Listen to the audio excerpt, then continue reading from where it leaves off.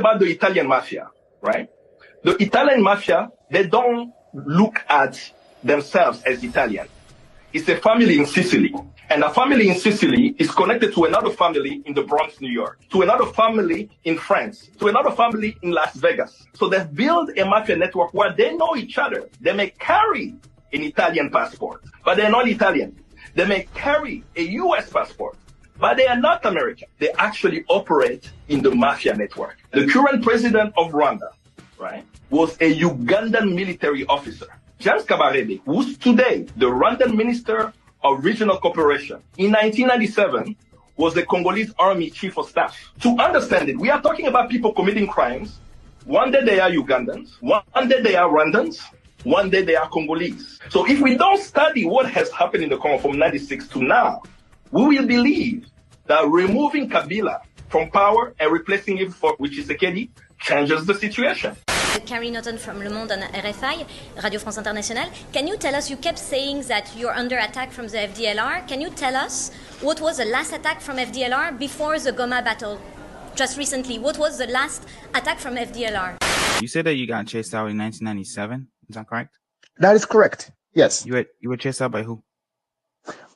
I was chased by FDLR. Chased by FDLR. Do you know that FDLR was created in 2002? No. I mean, they just changed the name by FDLR. Interahamwe, the perpetrators of the genocide. They just changed the name, but it was always there. So I'm talking about, I'm just using the current name that they have today. But by then, they were still there. Interahamwe, Militia, that perpetrated the genocide and fled to DRC when RPA captured the Kigali and liberated the country. My brother. Why do you lie? That lie will live with you for the rest of your life. But you respond to a direct question that you were chased out of the Congo by the FDLR when the FDLR did not exist until 2002. That's amazing. Don't lie.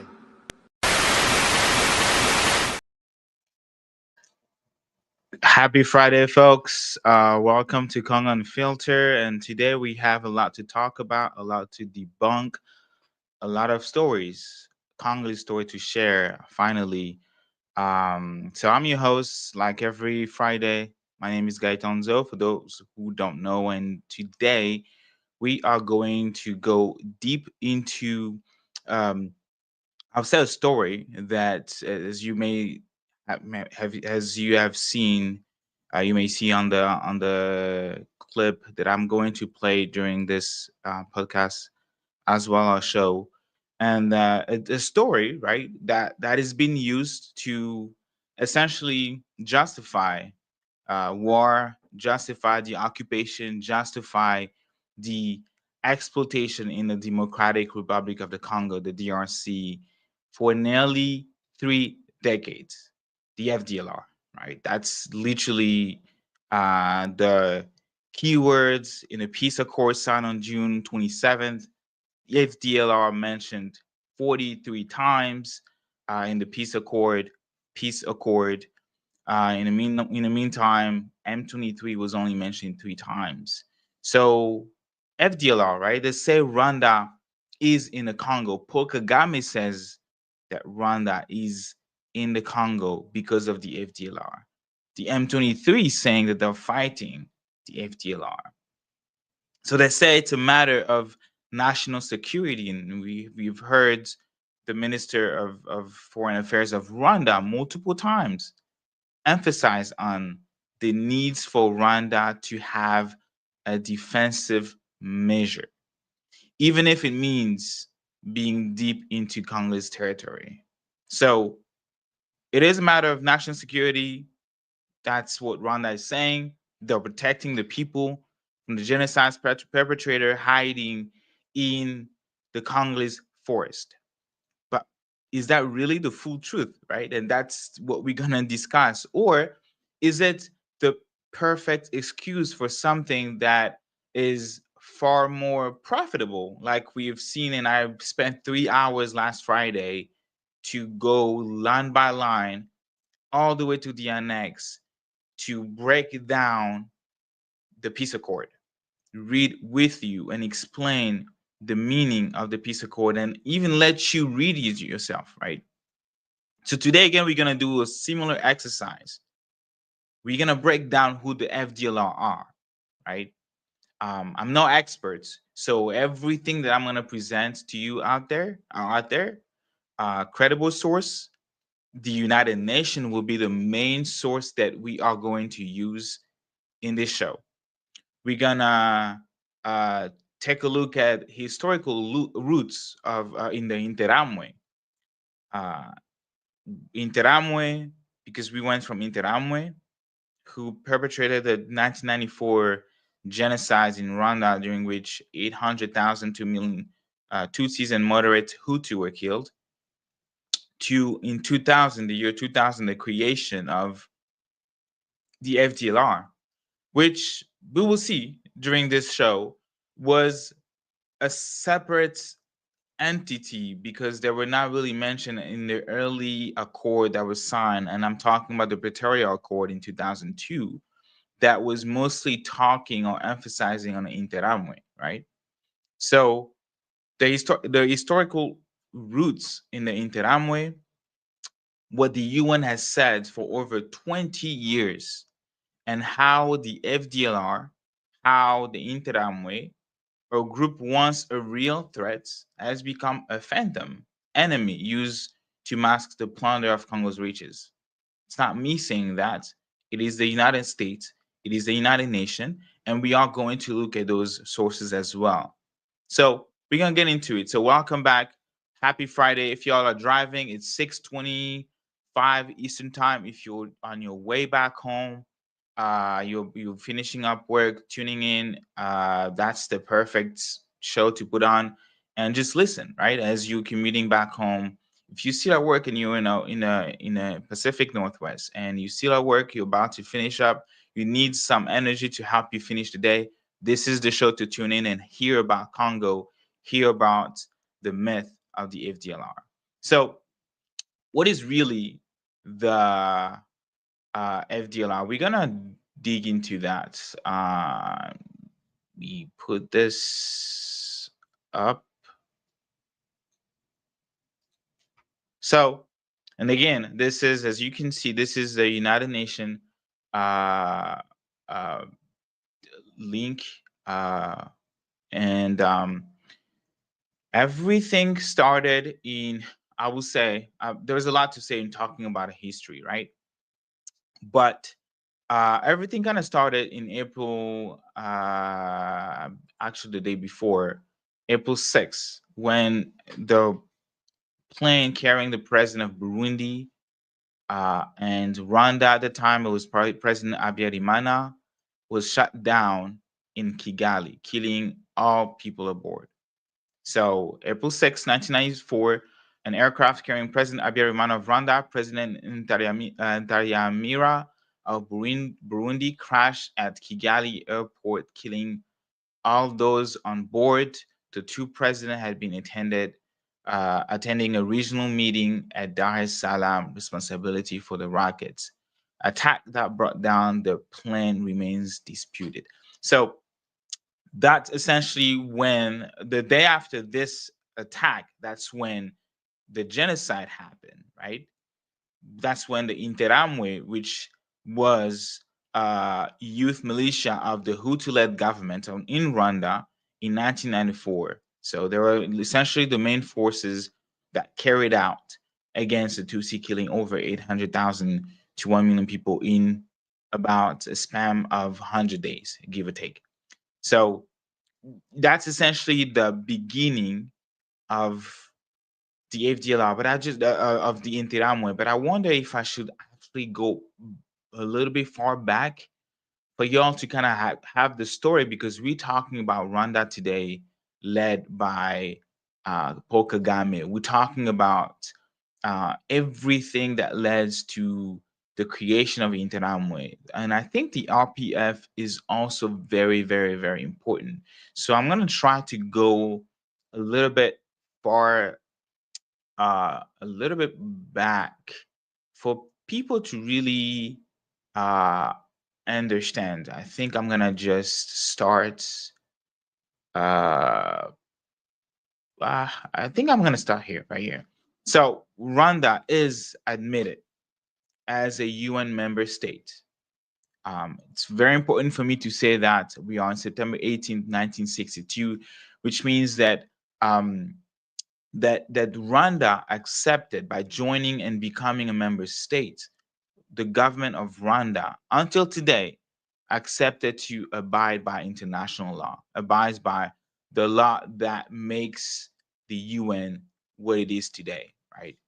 On September 18, 1962, the UN General Assembly, having received the recommendation of the Security Council, admitted the Republic of Rwanda to membership in the United Nations. And we are in September 18th, 1962. So then there is December 1st, 1963, what's called the massacres of Tutsis. It was not the first time that the Tutsi were massacred, right? That in the late 1963, some of 20,000 Tutsis in Rwanda were killed in response to a military attack by exiled Tutsi from Burundi. Again, and then if you watch, and I'm gonna play that clips later, of Kambale kind of explaining the interconnection, how Rwanda, Congo, Burundi, Uganda are intertwined. And it's very, very important for people to be able to study history, study what happened in the past, what is currently happening now, and in a way to predict what will happen in the future. Study the interconnection between those nations, the interconnection between the individuals that are qualified or called today by multiple sources as war criminals. Paul Kagame being one of them. And so as you can see, back in 1963, you had exiled folks who were Tutsis, Rwanda Tutsis, living or residing in Burundi, that attacked that attacked and caused essentially caused the killing of about 20,000 Tutsis, right? And we are in 1963. Congo was going through turmoil. In 1960, Congo had become an independent state, independent country.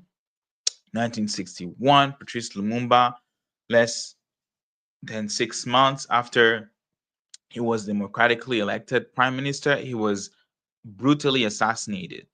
And then for about that time, there was a really confusion of who was really in power. Technically, it was President Kasavubu at the time, but at the same time was President Mobutu, who was in the back seat, but kind of like still having the remote of how things were going. In Rwanda, like we can see, as per the United Nations Preventing Genocides library, Tutsis were massacred, right? 20,000 Tutsis killed in response to military attack by exiled Tutsis from Burundi. So then in July of 1973, there was a coup by Juvenal Habyarimana.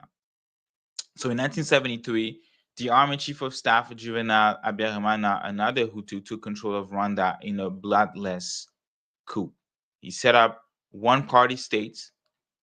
Policy of ethnic quotas was entrenched in all public service employments, which is really interesting, right? Because Rwanda is a country that has about 3 tribes, or just 3. I believe I'm not gonna really comment much on that, but they had already established back in the 70s this sort of like idea that they need to have a policy on ethnic quotas, right? Trying to look at my notes here, because in the 50s already there was already like ethnic conflicts between ethnic conflicts in Rwanda, the former colony of Germany, because Germany lost possession of Rwanda during First World War, and the territory. I think it's best for you all to see what I'm reading, so people don't say that I'm making things up. And we're still on the UN website. Former colony Germany lost possession of Rwanda during the First World War, and the territory was then placed under Belgian administration. In late 1950s, during the Great Wave of decolonization, tensions increased in Rwanda. The Hutu political movement, which stood to gain from majority rule, was gaining momentum, while a segment of the Tutsi establishment resisted democratization and the loss of their acquired privilege. So in 1959, there was a violent incident sparked a Hutu uprising in which hundreds of Tutsis were killed and thousands displaced and forced to flee to neighboring countries. Very important for me to mention that, because we're trying to understand how we get to the FDLR, right? So 1973, Habyarimana take powers by force in a bloodless, that's what the UN says, bloodless coup. On June 10th, 1987, the Rwandan Patriotic Front is formed, right? In 1987, Rwandan exiles in Uganda. Again, we were talking before about Tutsis exiled in Burundi, somehow creating chaos and leading to the killing of 200 other Tutsis in Rwanda. And we on June 10th, 1987, the Rwandan Patriotic Front, the RPF, is formed. In 1987, Rwandan exile in Uganda formed the Rwandan Patriotic Front, a Tutsis-dominated organization that would take control of Rwanda in early July 1994 and put an end to genocide. That's the RPF, led by, as we know, Paul Kagame, who was fighting alongside Museveni in Uganda. On October 1st,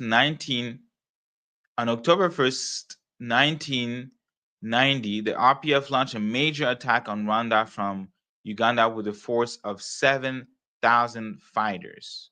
Because of the RPF attack, which displaced thousands, and a policy of deliberately targeted propaganda by the government, all Tutsi inside the country were labeled accomplices of the RPF, and Hutu members of the opposition party were labeled as traitors. Media, particularly radio, continued to spread unfounded rumors which exacerbate ethnic problems. So you have the RPF using the Tutsis community outside of Rwanda, the diaspora, I would say, the African diaspora in other countries, in Uganda, in Burundi, as we see now. And they kept ongoing assaults on the Rwandan government at that time. And of course, because of the ethnic tension that I mentioned earlier from late 50s between tribes, between the Tutsis, between the Hutus, the Tutsi is not that much. That just even created a more deeper crack between those fractions, between those ethnicities. And that led the governments to take drastic measures to paint with the same brush all Tutsis. And even people who were Hutu and were from the opposition, right? So here I want to pause for a second, because there is this idea that I hear that a lot whenever Friends of the Congo host spaces and we give the floor to everyone, including Pro Kagame, by the way, and which is actually really laughable when I really start to think more about that, because you will never hear opposition-based voices in their spaces. They will never give someone like me the floor to speak or even to debate in a really civilized manner. But every time the Friends of the Congo had to host spaces that I was one of the co-hosts, one of the Rwandan citizen that we've seen in this show a lot of time, someone that I have deeply respects for, Claude Gatebuke, he's consistently, whenever we give him the platform to give his perspective, to give what he thinks about the Rwandan government, to give his perspective about what he thinks about the issue. Either him or any other Hutu who does not agree with how the Rwanda government has been operating, not just in the Congo, but in the region of Central Africa in general, and even within Rwanda, right? There are labeled genocidaires, straight up, right away. No, no trial, nothing, no evidence. There are Hutu, therefore there are genocidaires. It is the same thing. It's the same way of thinking that was applied to the government back then. You are Hutu members and you happen to be against the government because this is literally what happens in a democracy. But also, remember when I talked about the coup that Habyarimana had in 1973, he created a one political party, like a one party state. That itself is an indication that the country was not a democracy at the time, which is fine. Like some people take time to get there. Like the US was not a democracy right away, and even right now, it's still struggling in many other countries, right? But still, it's very important to acknowledge that part of the history, right? That things that were done at that time is similar to what's done today. And if it was denounced then, and if it leads to the killing that we've seen, why do we somehow allow folks to operate in the same way, in the same hateful way, in the same complete disregard of international law, human rights, right? So we are where we are today, and at that time, like I mentioned, that Hutu members of the opposition were labeled as traitors. So media, particularly the radio, continued to spread unfounded rumors, which exacerbate the ethnic problems. So back to this one, the creation of the RPF, led by Paul Kagame, of course. And then the Rwandan army begins to train in 1990, January 1st, 1990, Rwandan army began to train and arm civilian militias. And that's usually what governments do when they're really desperate to stay in power. So in 1990, the Rwandan army began to train and arm civilians militia known as Interahamwe, those who stand together. For the next 3 years, the president stalled on the establishment of a genuine multi-party system with power sharing. Throughout this period, thousands of Tutsis were killed in massacres around the country. Opposition politicians and journalists were persecuted. Something very similar to what is going on even within Congo, right? When we see the power of President Tshisekedi's being weakened, and he started to relying more and more on civilians, or not just civilians, right? I think I shouldn't even use civilians, but like militia groups. First, create his own militia within even Kinshasa from his own political party, UDPS, and also to kind of like fight back the war in the East, he allowed the purchase of weapons, the transfer of weapons, the training, I will even say, and even the transfer of money to militia groups that are involved in war crimes and crimes against humanity in the Congo. These are facts documented by the UN reports, and among those militia groups, we find the FDLR. This is also another fact.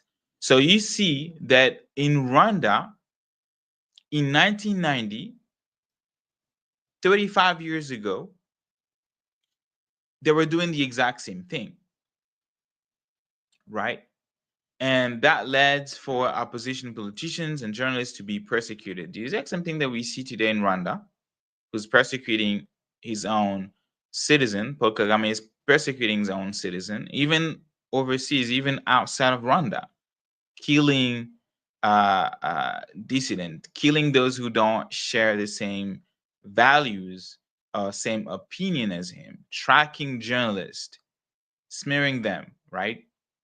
Samuel, journalist Samuel, that I can think of, really great man, talented, constantly insulted, constantly being attacked for doing what he's doing best, which is telling the truth and telling the story, right? Same thing in the Congo with Stanis Bujakera arrested by the Congolese government, by Tshisekedi government, Tshisekedi's regime, for an article that was published by Jeune Afrique, I believe. That was not even him who authored the article, but he was still arrested, spent months in prison, and was unable to cover the election as we know he would have been. So, October 1st, 1990, the RPF invades Rwanda. On October 1st, October 1990, RPF launched major attack, and I think I read that, with force of 7,000 fighters, because the RPF attacks, which displaced thousands of a policy, deliberate targeted propaganda by the government. All Tutsi inside the country were labeled accomplices of the RPF and Hutu members of the opposition party. On March 12, 1993, the UN Security Council calls for the respect of the ceasefire. The UN Security Council, by resolution S-Res/812 1993, calls on the government of Rwanda and the RPF to respect the renewed ceasefire and urge them to resume negotiations. Right. So even back then, the UN is always trying to be in the middle and trying to broker peace deals, like we've seen in the Congo for years now. July 8th, 1993, Radio-Télévision Libre des Mille Collines begins broadcasting hate messages. So on July 1993, Radio-Télévision Libre des Mille Collines began broadcasting and spreading hate, widely listened to by the general population. It projected racist propaganda against Tutsis, moderate Hutu, Belgians, and the United Nations. It is widely regarded as having played a crucial role in creating the atmosphere of charged racial hostility that allowed the genocide to occur. So up next, we have the Arusha Accord, which was signed on August 4th, 1993. After months of negotiations, President Habyarimana, who was Hutu, and the RPF signed a power-sharing agreement in the Tanzanian town of Arusha on August 4th, 1993, ostensibly signaling the ends of civil war. The agreement allowed for the return of refugees and a coalition of Hutu RPF government. So, October 5th, 1993, UN Security Council establishes peacekeeping mission. The UN Security Council, through Resolution S/Res/872, 1993, established the UN Assistant Mission of Rwanda, UNAMIR, under the commands of General Romeo Dallaire to oversee the implementation of the Arusha Accord. Deployment of the UNAMIR battalion in Kigali, composed of contingent from Belgium and Bangladesh, was completed in the first part of the December 1993. Some 2,500 UN military personnel were deployed to Kigali. That's in October 5th of 1993. So then, where things now started boiling up, right? Like I mentioned at the beginning, the plane-carrying president of Burundi and Rwanda is the shutdown in Kigali, killing all aboard. On April 6, 1994, an aircraft carrying President Habyarimana and President of Burundi crashed at Kigali airport, killing all those on board. The two presidents has been attending regional meeting at Dar es Salaam. So there was actually a really conversation that I had with one of my coworkers, because besides this, I do have a job, and he was asking me, because he's a U.S. citizen, right, Caucasian, ish, half Caucasian at least, and Hispanic. And he was telling me that, asking me questions. He's really aware of the situation in Congo, which I deeply appreciated. For some reason, he didn't really know about the Friends of the Congo. So I told him, hey, you should really check out Friends of the Congo. And he was like, oh, he had a friend that he used to work with who was from Rwanda. And that friend was really, surprisingly, a great supporter of Paul Kagame. He loves Paul Kagame. And I was like, ah, interesting. I was like, ah, but what do you think? It's like, oh, I suspect that he is part of the power. Like his parents or people in his family are in power in the government. And I was like, why do you think so? And he said, because when I told him, when I tried to challenge him about Rwanda, about Paul Kagame, about the fact that he's been in power since early 2000, the year 2000, he responded and tell me, you should come to Rwanda and check it out. We're gonna have chauffeur. They're gonna drive you around. And in the head of my friends, and he was like, "What do you mean you have a chauffeur?" Like, so he then implied, I was able to draw the conclusion that his friend is part of, I would say, the elite in Rwanda, right? To be able to like offer, right? To offer a chauffeur for him to like being able to drive around and discover Rwanda. I'm not sure what it is to learn by driving around when facts are being published and being posted and being available online that a US citizen in Oregon was able to access. And he's like, no, no, no, don't trust what the UN is saying. Don't trust what the US government has been saying. We will tell you the truth, our crafted truth, our manipulated truth, as soon as you come to Rwanda. And I was like, but what do you think? It was like, oh, I think it's, and that's my friend talking, right? It's like, my coworker is like, I think it's pretty a big deal. It's really telling when you have been in power for over 20 years. And my coworker was like, I get it, that there was a whole like awful genocide and Kagame was able to stop it and he did good. He builds churches and stuff like that. Um, but I still don't understand why he would continue to cling to powers and trying to suppress people. And I was, that's absolutely truth for you to think like that. Right. And that's the beauty when you get out of that bubble of propaganda, a bubble of like a one-sided story told right now by the Congolese, by the Rwanda government, if you're in Rwanda, and the Congolese government, if you're in Congo, that you cannot get out.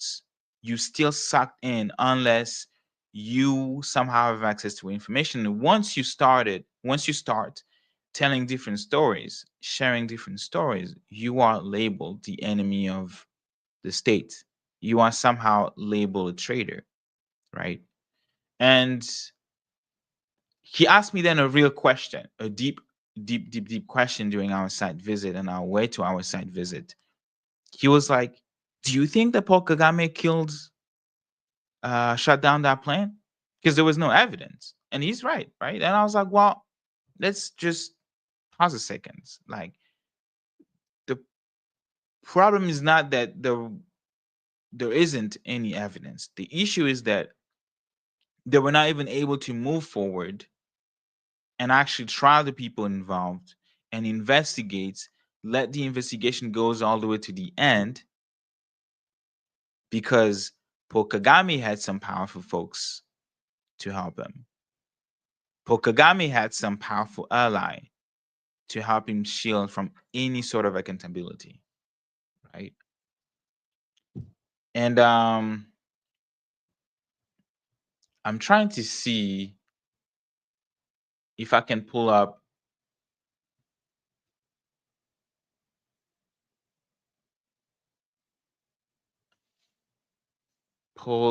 not Paul Kagame, but it was Friends of the Congo, but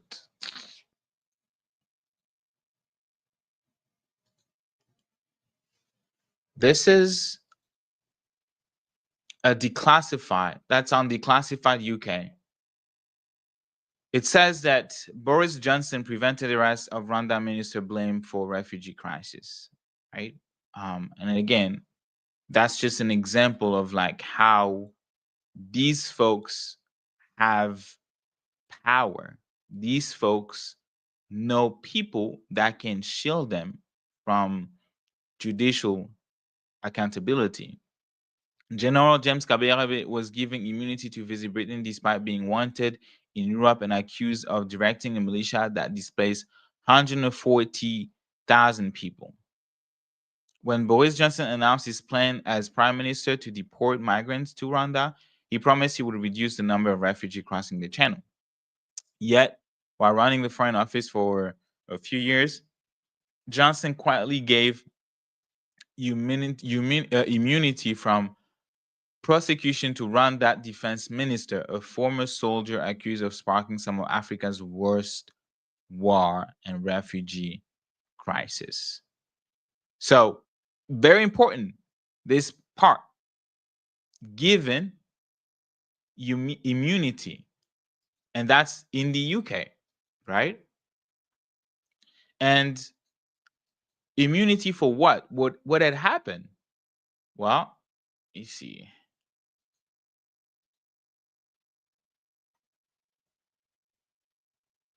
It's really hard to find those type of documents nowadays because they're really buried online, because Paul Kagame has been really doing a good job just trying to bury information.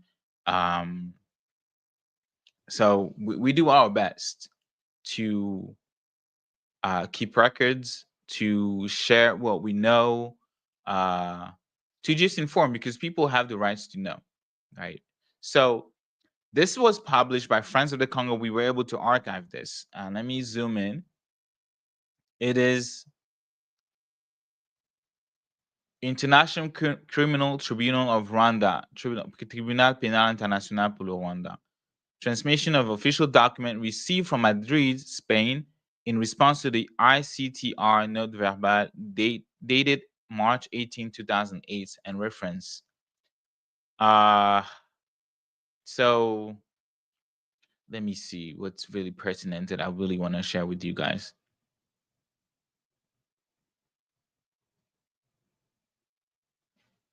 Maybe the list of the people. Let's just do a quick search. Paul Kagame, because we're talking about Paul Kagame.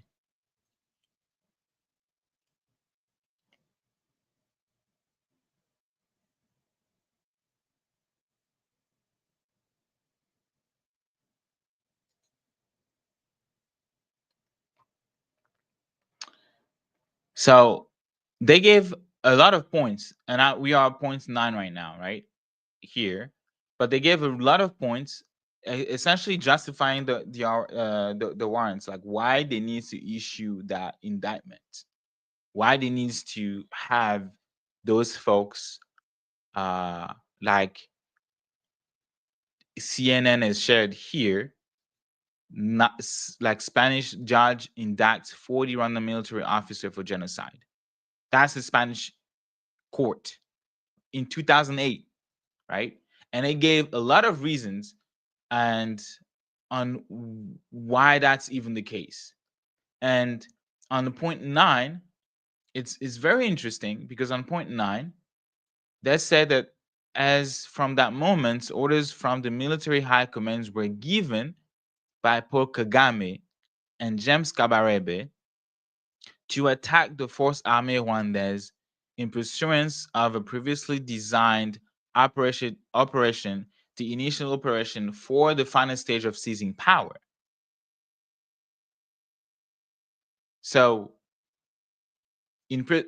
despite the fact that they were aware of the mission were not going to prevent the forcible massacre of Tutsis who had not fled the country in 1999 and who would probably be murdered during the following days, especially in the areas of Kibuye, Gikongoro, Gitarama, Gugerasa, where they had gathered after violence reactions which followed the terrorist attacks provoked by the APR, FPR, in particular during the two previous wars. So we learn that Paul Kagame and James Kabarebe were the one giving the orders. That's 2008 indictments documents, official documents from the Spanish court, right?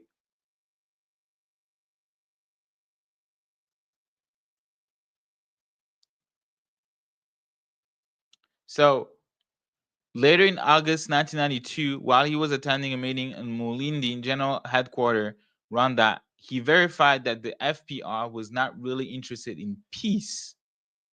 The FPR was not really interested in peace. The same peace that we talked about that was allegedly being signed, right? The Arusha Accord that I mentioned, that was signed in 1993, right?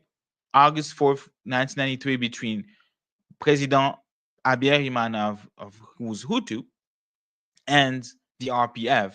We learn in this document issued in 2008 that they were not interested in peace, judging by the words uttered by Paul Kagame, who, according to witness, wanted to take advantage of the peace negotiations only for military purpose, strictly oriented from the very beginning to seize power by force.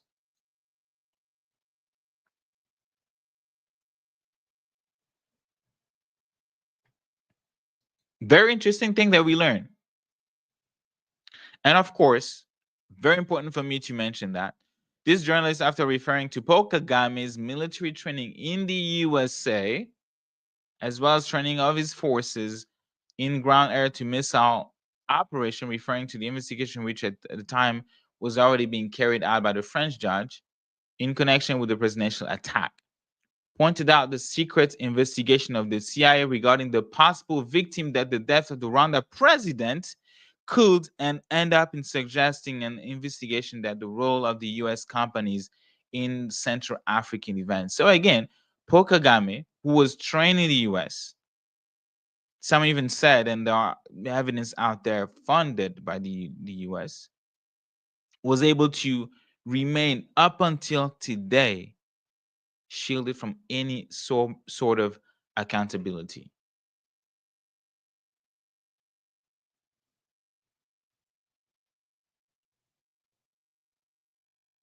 Here's the talk about how the APR soldiers met with Laurent Désiré Kabila, that helped him form, I guess, what they called militia groups or rebel groups, AFDL, founded by Rwanda.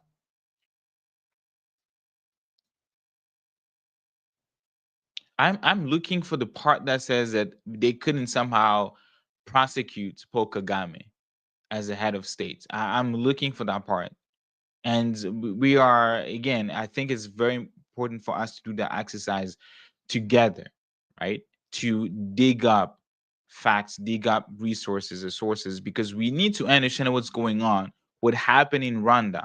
Because if we don't understand what happened in Rwanda, what led the tactics that was used for him to seize the power in Rwanda, we will be clueless when we see peace accord being signed. We will be clueless when we see Paul Kagame somehow surprisingly being okay with a peace accord being signed, right? Because they signed.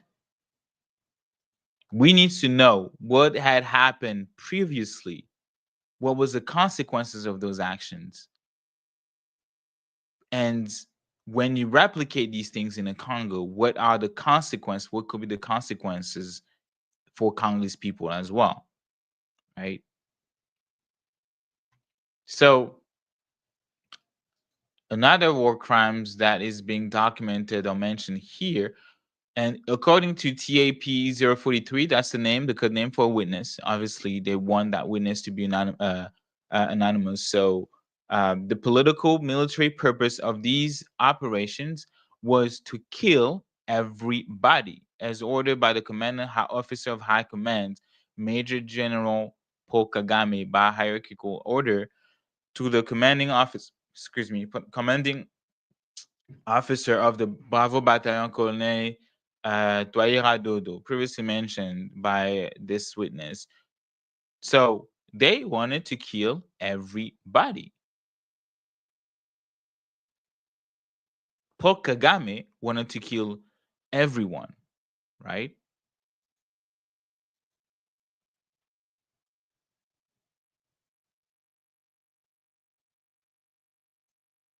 It's very interesting. So then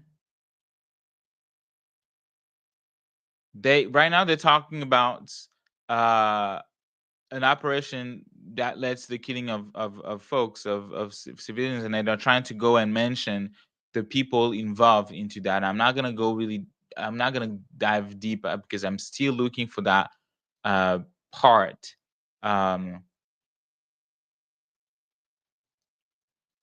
these, it's really fascinating, because when you read this indictment by the Spanish court about Paul Kagame, about James Kabarebe, you ask yourself, how come these people are still free? Right? Yes, and Amush said it's shocking to see Kagame left off the hook so easily. Yes, brother, you're right. It's crazy. After all of these things, that's from 2008, y'all, and still this year we're in 2025, because I haven't even touched the FDLR part yet, right? I haven't touched the part about the FDLR and then the M23. I haven't touched that yet. I haven't touched the war crimes committed by M23 that we were told, because it was documented and proven, that the chain of commands was James Kabarebe. So it says, now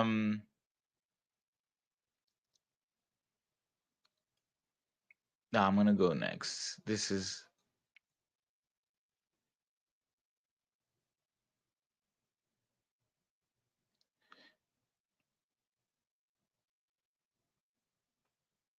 again the same witness trying to literally like describe what happened, what he heard, and he says the witness had heard with his own ears Paul Kagame ordering the screening, referring to the cleansing all the civilian population of the city of Byumba, bearing in mind that almost all the inhabitants of the city belonged to the Hutu ethnic group.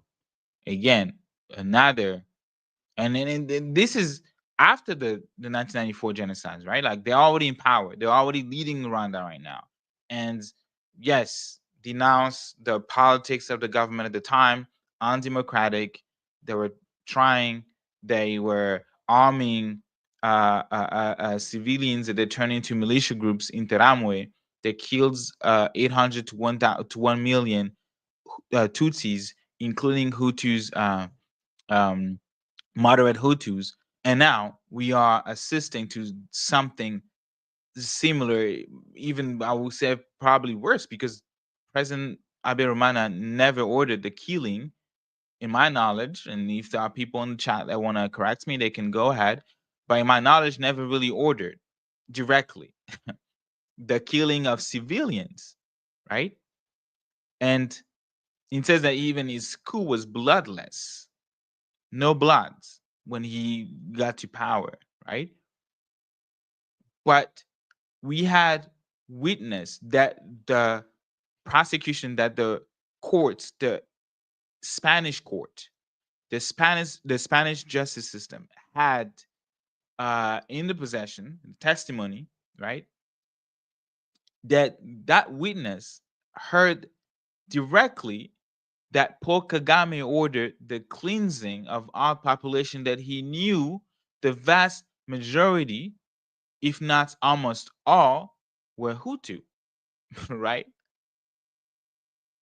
So it says that in addition, at the end of June 1994, he was also direct witness of Paul Kagame's order given by radio to James Kabarebe. At the time, the witness was still serving at the heavy artillery unit, preparing the final stage of the capital, Kigali. The orders were to fire with heavy artillery against the civilian population of Kigali.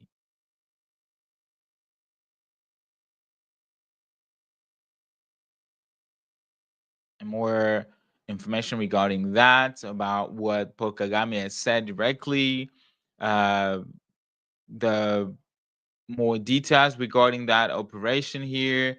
I'm still looking for the part that says that, hey, we cannot arrest Paul Kagame because essentially he's a head of state. We have all these information, but we cannot arrest him. So here, these two officers will never be carried type of operation without previous instruction and authorizations. Show that these people were the first would have asked for the personal authorization and then would have informed the following person. So inform Colonel Kahake, Kuyumba Nyamwasa. I will show a video about him and the FDLR later. And these two officers are directly under the order of General Paul Kagame, directly under the order of James of Paul Kagame. So let's see. Maybe if I go ahead of state. So, okay, I think I just skipped. So after all of these, and I tried to read some of it, right? And y'all can still go back and read that important documents until today. That from the evidence produced in this case, there is a reasonable and found prima facie evidence pointing to the following persons.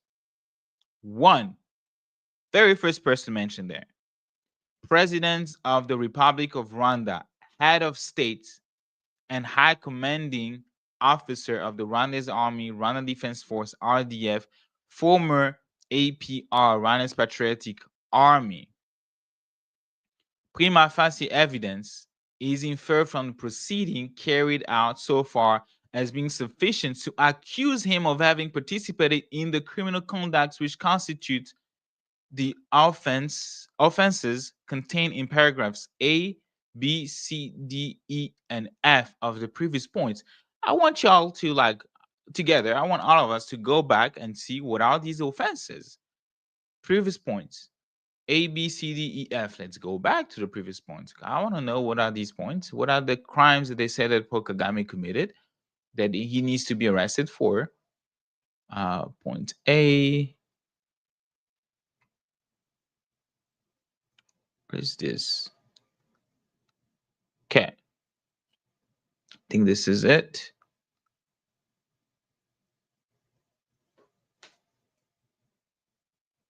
Okay. So is that this one? I want to make sure that I'm actually reading the.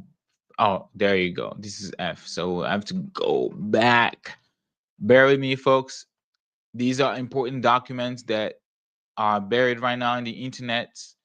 You can go ahead, search it if you want, but I was able to dig them out for you. We are in C. Where is B? B, and then where is A? And that's A. Okay. Legal arguments. First, the criminal conduct as described above could constitute the following offenses established in the current penal code, right? A, offense of genocide. That's the very first point that said that President Paul Kagame that I showed you should be arrested for the offense of genocide. Article 607, those who would intend to destroy in whole or in part a national, ethnic, racial, or religious group perpetrate any of the following facts shall be punished with the following penalties. 15 I'm not even gonna read what I just wanted to show y'all the first part, right? Genocide. And are saying what he maybe let's just go for the fun of it, like what justice will look like if Paul Kagame today was arrested. 15, not sure how old is Paul Kagame? Maybe somebody in the chat can say that. Not sure how old is he. How old is Paul Kagame?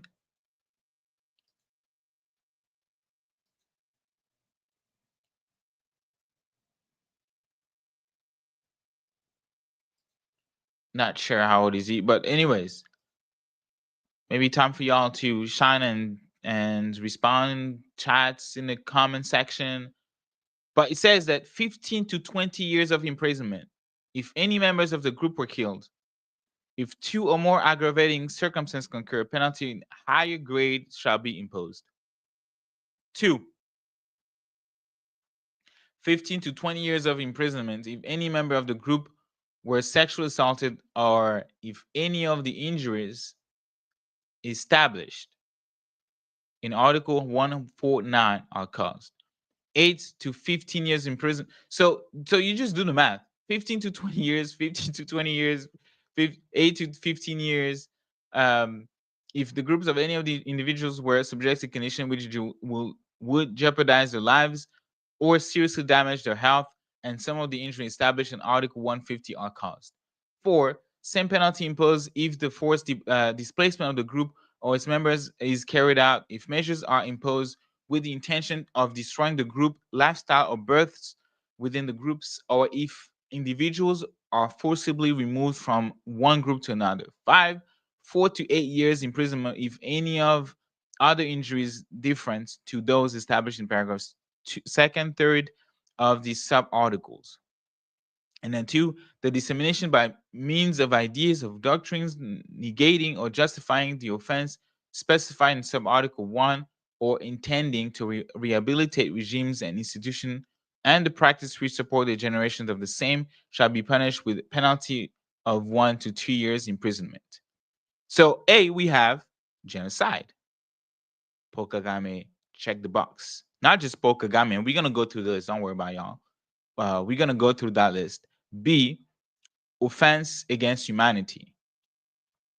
Those who carried out the established below as part of general systematic attack on the civilian population or any part of the same shall be punished with commission of offense against humanity. In any case, it shall be considered as an offense against humanity if any of the following is committed: by virtue, the victim belonging to a group or collective group persecuted for political, racial, national, ethnic, cultural, religious, and gender reasons or other universal reasons recognized as unacceptable according to international law.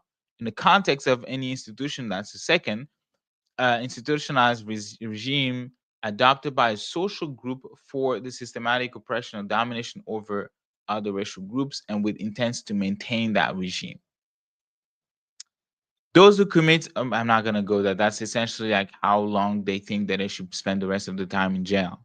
But we have point B is offenses against humanity. So crimes against humanity, right? So C, offenses against the persons and property protected in the case of armed conflict.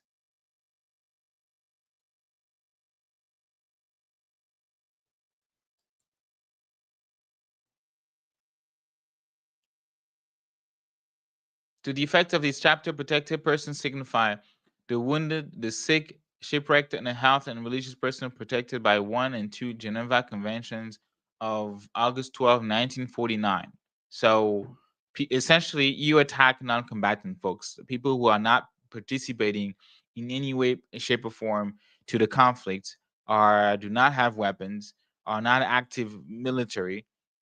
You should not be targeting them. And back in 2008, Paul Kagame was targeting them. Prisoners of war protected by Geneva 3, civilian population, non-combatant, like I mentioned, truce negotiators and their entourage, United Nations personnel and associates protected by the Convention for the Security of the UN personnel, any person who is considered to be protected by his person by virtue of additional protocol, right? It talks about ill treat, serious danger, in danger of life. I'm gonna skip that.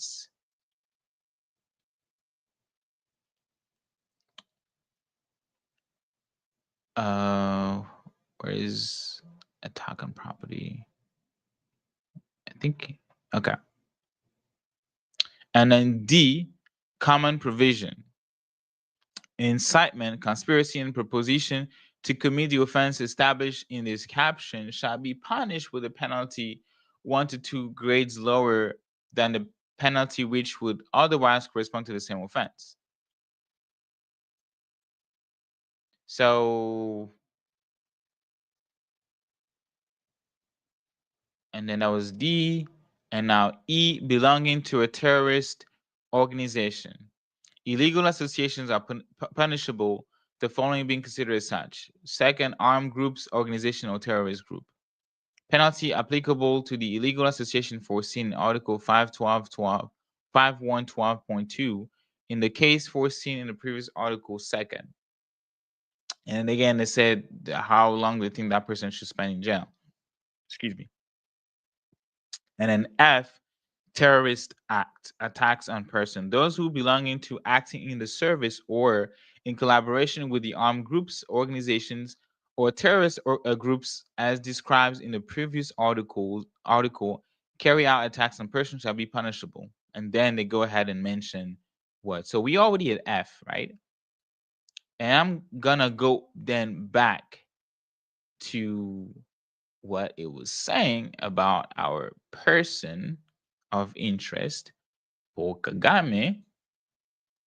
So, from the evidence produced in a case, there is a reasonable and founded prima facie evidence following the following person. President Paul Kagame, number 1. President of Republic of Rwanda, head of state and high commanding officer of the Rwandese Army, Rwanda Defense Force, RDF, the former APR, Rwandese Patriotic Army. Prima facie evidence is inferred from the proceeding carried out so far as being sufficient to accuse him of having participated in the criminal conduct which constitute the offense contained in paragraphs. So we read crimes against humanity. We read about genocide. I literally went over all of these, right? However, given his capacity as president of the Republic, his prosecution cannot be agreed on this order of indictment since Article 21 of the Organic Law of Judicial Power, which determines the scope and limitation of Spanish jurisdiction, establishes that among the cases within its competence are excluded the cases of immunity from jurisdiction and execution established in the norms of public international law. So what happens? So maybe people are asking, why was even the Spanish courts involved? And I think it was because in that plane that was shut down, you found some people that were French that were also Spanish, I believe. And therefore, the Spanish court had jurisdiction to rule out on that. And not just that, we also talk about the International Criminal Court that was created to judge, try, prosecute, indict leaders that could have not have been held accountable in front of the courts of their own country for obvious reasons. So that's why the International Criminal Court was created. But in 2008, when they issued that documents, that indictment, they said that they cannot prosecute, they cannot indict Paul Kagame because he's the president of Rwanda. That's in 2008. We're in 2025 today. In 2025, we have seen the same International Criminal Court issue an arrest warrant against Vladimir Putin, president of Russia. We have seen the same International Criminal Court issue arrest warrant against against Benjamin Netanyahu, the Prime Minister of Israel, who is the head of state. Right? So, if in 2008 that was the reason, no one can say that in 2025 that reason holds still, because they're indicted or they have issued arrest warrants against head of states of at least 2 countries. One of them being arguably one of the powerful countries, Russia,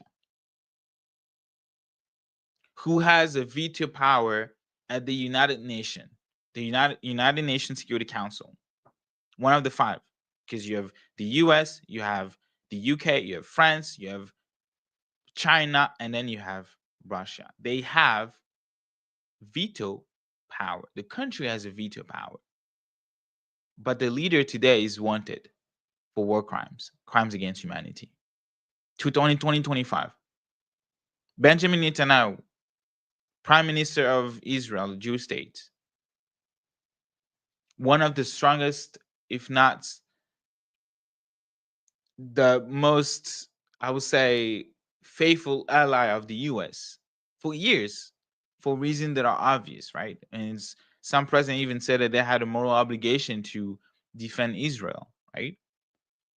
That the United Nations literally in 1945, I believe, after the creation of the United Nations, created the state of Israel. Can you imagine? And the same United Nations, together with Western powers, were able to establish or create international laws that led to the creation of the ICC, International Criminal Court, early 2000. Decided to issue an arrest warrant against Benjamin Netanyahu, the prime minister of the country they created in 1945. We are in 2025 now, right? So if these were done for Russia, if this was done for Israel, we cannot say that this reason holds now. That the president of Rwanda has immunity because he's the president of Rwanda. That should not care anymore. That should not count.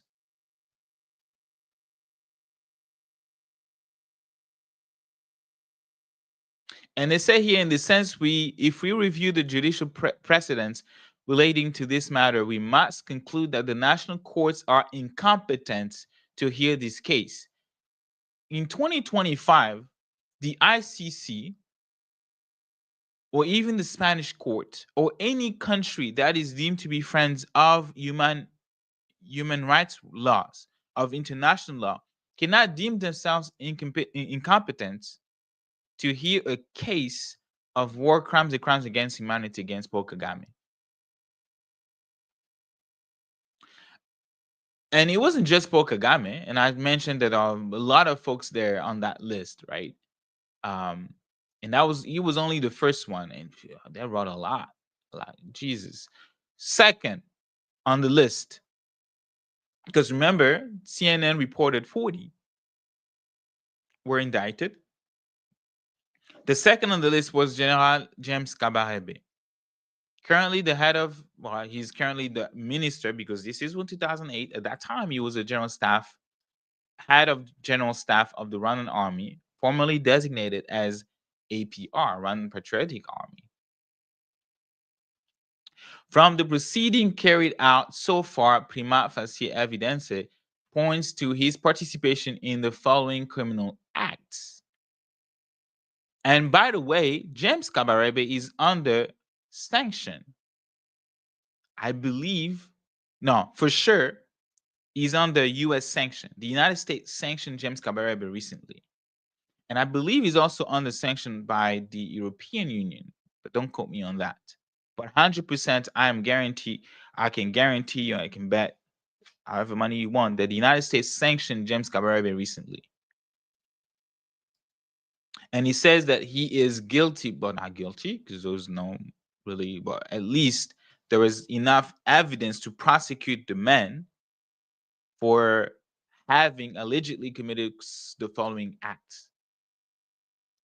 Crimes previously described perpetrated in the north of Rwanda, in particular in key inhabited areas to the north of Bimba, Muvumba, Kiyombe, Mukarenga, and in the killings carried out in the sector of Shonga, Bushara, Tabagwe, Babla, and the small center of Rukomo.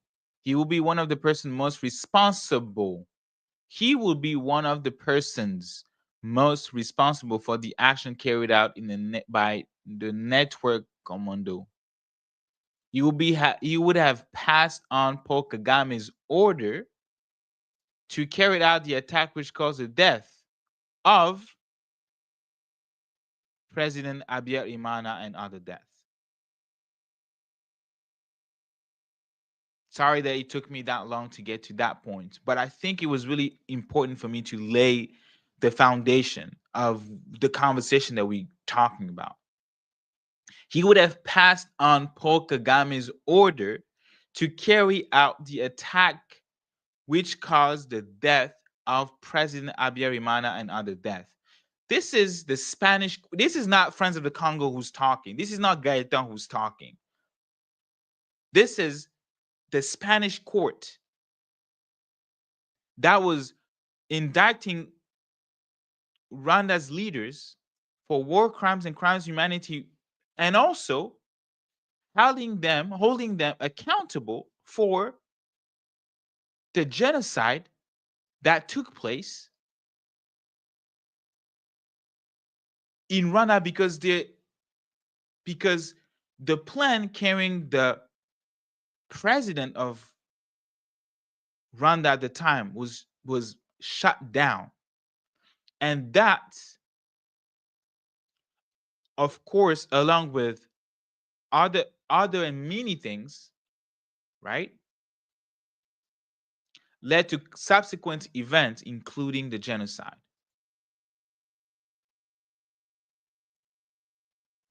So they carried out something. Paul Kagame carried out something. James Kabarebe carried out something. Knowing that the consequences, because of the fragile ethnic tension or unity, I would say, in Rwanda, they carried out an attack knowing the ethnic tension that was already in place from the 50s. They still did that. They carried out an attack knowing that they had just signed a peace accord on August 4th, 1993, the Arusha Accord, the Arusha Peace Agreements, for a power sharing agreement. And then the same Spanish document tells us that they were not interested. They were not interested in peace. So the fourth one, we can also read it just for the fun of it, just for knowledge. He would be one of the persons most responsible for the attacks carried out by the APR at the end of October 1996, as well as those on refugee camps situated in the territory of Zaire, which is the Congo. Camp of Kibumba. These are familiar names in 2024, bombed. Mubunga, familiar, bombed in last year. Lac Vert, bombed last year. And later Tingi Tingi, if people read the mapping reports. Kindu, and even in Bandaka. So they attacked refugees camp, like refugee camps, literally. He would have ordered to regroup displaced persons in Buyumba. Sometimes they say Bimba, sometimes Buyumba. But anyways, Boomba, I guess I will read it like that. Boomba Football Stadium. I apologize to Rwandan citizens watching this about my pronunciation. My first language is French, and my second is English, and then Lingala. So Boomba Football Stadium, where some 2,500 persons were gathered for this purpose, all of them Rwandan nationals of Hutu ethnic origins, who subsequently murdered 2,500 people in the stadium, gathered and murdered. Paul Kagame gave the order to James Kabarebe, and James Kabarebe gave the order as well and held responsible in this court document. James Kabarebe would have passed on Paul Kagame's order to carry out the so-called screening, again, cleansing of civilian population without distinction. Ethnic cleansing. He would have ordered the attack, he would have ordered at the end of July 1994, directed by Paul Kagame, to carry out an attack with heavy, armament on the civilian population of Kigali, targeting especially the market and churches where the majority of refugees were sheltered. That's not Friends of the Congo talking, y'all.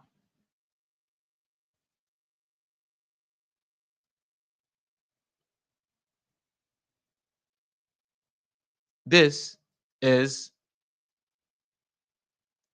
International Criminal Tribunal for Rwanda, created specifically to trial crimes perpetrated in Rwanda, crimes of genocide, crimes against humanity, mandated by the United Nations.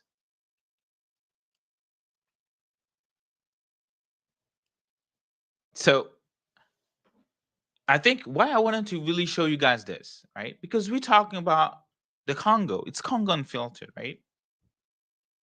And maybe let me see if I can place it again.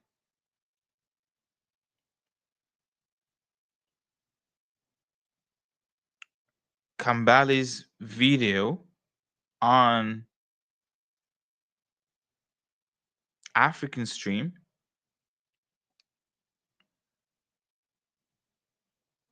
which by the way was sanctioned for, I don't know, ludicrous reasons of being communist or being financed by Russia, which is a complete lie. They were banned from YouTube, from even Google, right? Having a Gmail account, a Google account, banned from Instagram, Meta. They were only available on African Street, on X, and they had to close. So let me see if I can show you this video.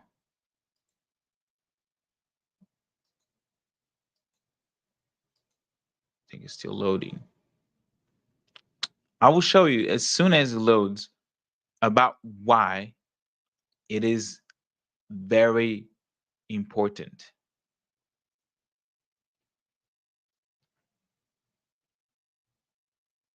to study the past when it comes to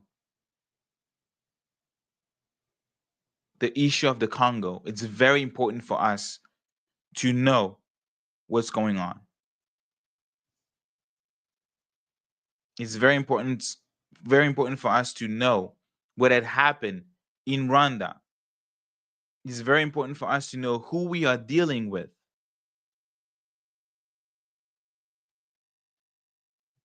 When it comes to Paul Kagame,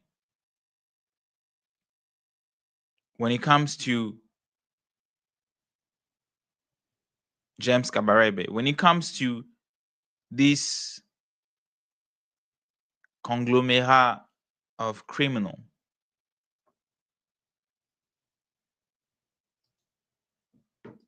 let me see.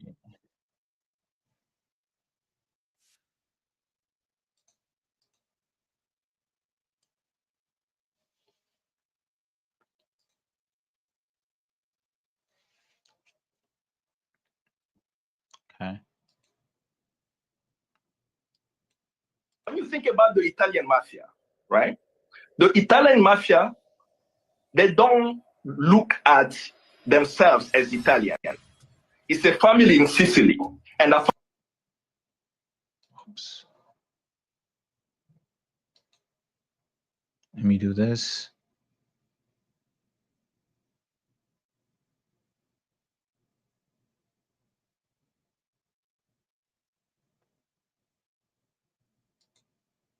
Okay, downloads. Perfect. Okay.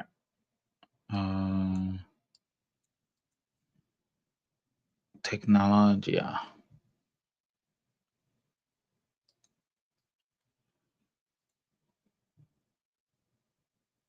So, okay.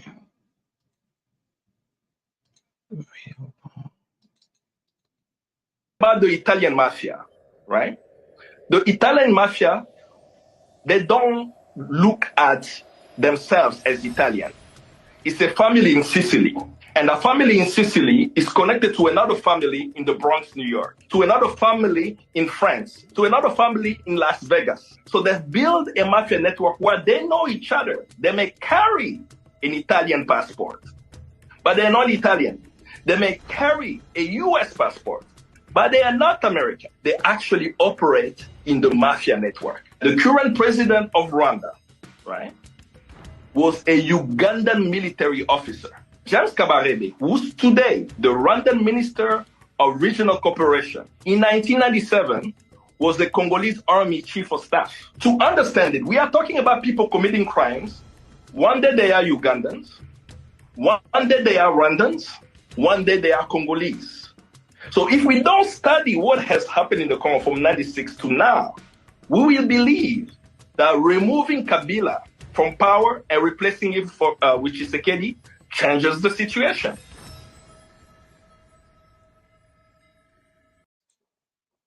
So, very important for us to know what happened. So, when we now talking about, right,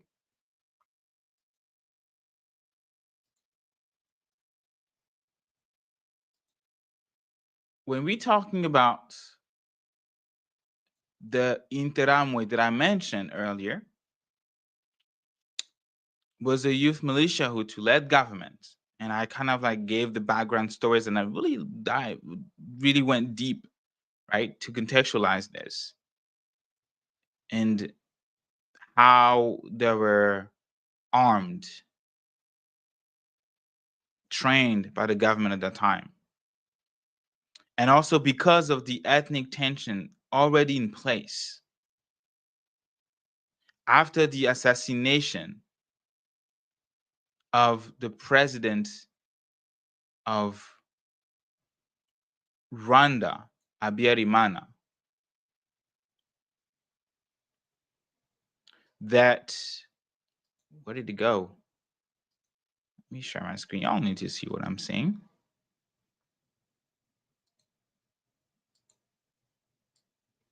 After what the Spanish court says that they believe that Paul Kagame is responsible because he gave the order to carry out an attack that killed, that shot down the airplane of President of Rwanda at that time, Habyarimana, which combined with the ethnic tension already in place, combined with the situation already volatile in the region, in the country, led to the killing of over 800,000 people. Between 800,000 Tutsis, let me rephrase it, between 800,000 to 1 million Tutsis and Hutu, who are called moderate Hutu.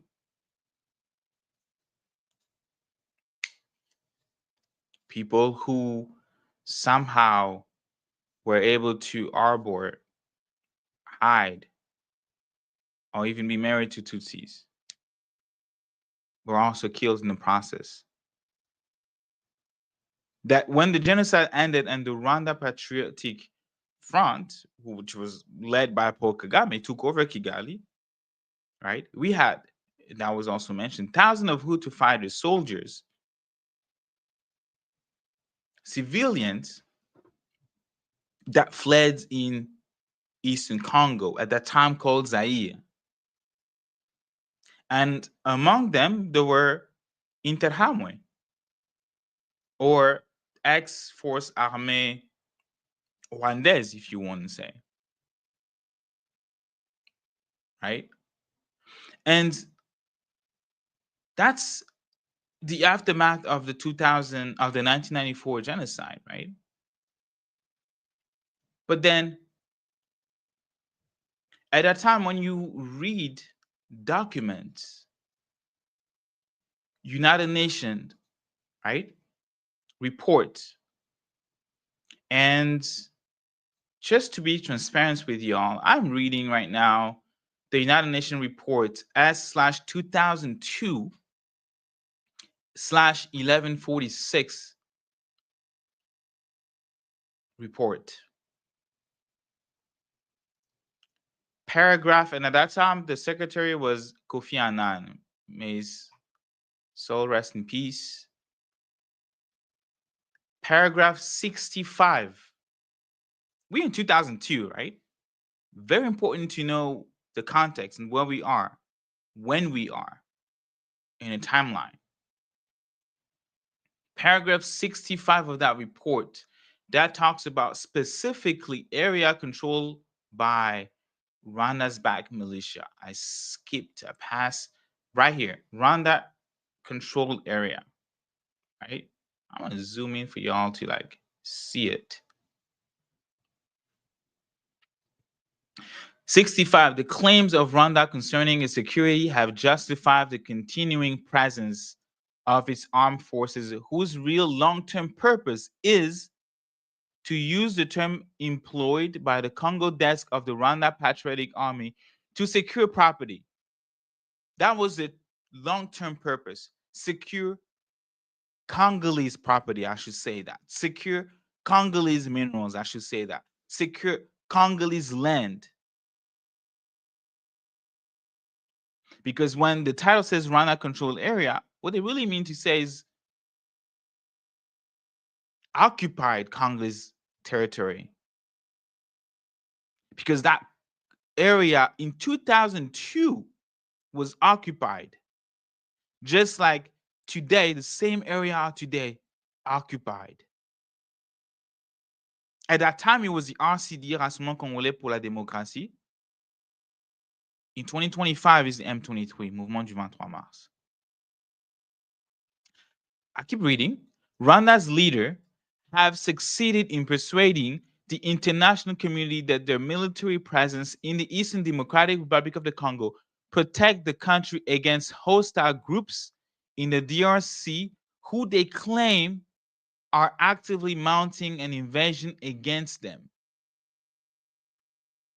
Yo, guys, people, it says here that the Rwanda leaders in 2002 have succeeded in persuading the international community that the military presence, their military presence, the occupation of the Congo is justified. The defensive measure is justified to protect the country against hostile groups in the Democratic Republic of the Congo who they claim are actively mounting invasion. The next paragraph is very important, y'all. Paragraph 66. The panel has extensive evidence to the contrary. So, when in 2002, they were telling us, they were telling the international community that they have legitimate reasons, even if it's a violation of international law, even if it's in violation of human rights, that they are in the Congo, in a foreign country, killing refugees, like I've read to you,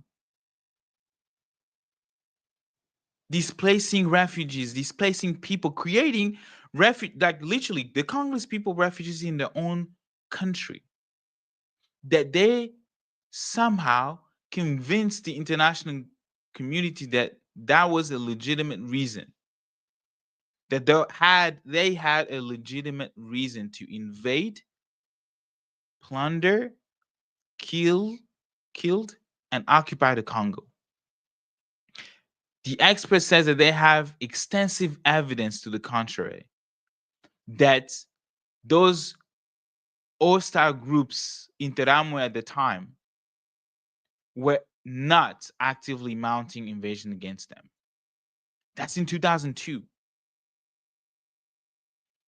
The panel has extensive evidence to the contrary. For example, the panel in possession of a letter dated May 26, 2000 from Jean-Pierre Ondekani, the first president and chief of the military high command for RCD, which is an M23 back, not M23, which is a Rwanda-backed militia at that time, RCD, urging, and if you all remember last Friday, right? I broke down some of the leaders, the same people that Kambale say in that brilliant videos to African Stream, that you have Paul Kagame, who fought in a Ugandan army, that you had James Kabarebe, who was a Rwandan citizen, but somehow was an army chief of staff in the Congo. And last Friday, I talked to you about Bosco Tanganda, the co-founder of M23, who's right now serving 30 years in jail, was sentenced to 30 years in jail for war crimes and crimes against humanity, who claimed or said that he is a Congolese citizen, even though early documents said that he was Rwandan citizen because he was born in Rwanda, because he grew up in Rwanda, and because at the age of 17, he fought in Rwanda alongside Paul Kagame. That I also talked last week about Laurent Kunda Batware, who is allegedly said in this new report that is yet to be published by people we're able to have access to, that says that Paul Kagame wants to bring him back. He was the leader of the CNDP right after RCD and right before the M23, right? Because in 2006, that's when the CNDP was created. That Laurent Kunda also, who is claiming to be Congolese, fought alongside Paul Kagame in Rwanda at the FPR, the APR. And it says here that Jean-Pierre Ondekane, the first vice president of this Rwanda-backed militia RCD, urging all army units to maintain good relation with our Interahamwe and my brothers that you are saying are actively mounting invasions against you. That you saying, or that Paul Kagame was saying at the time, the Rwandan government was saying at the time, are génocidaires, committing genocide, are trying to annihilate the Rwandan government, the Rwandan nations. That it's a matter of national security for them to invade the Congo. And you have this Rwanda's backed militia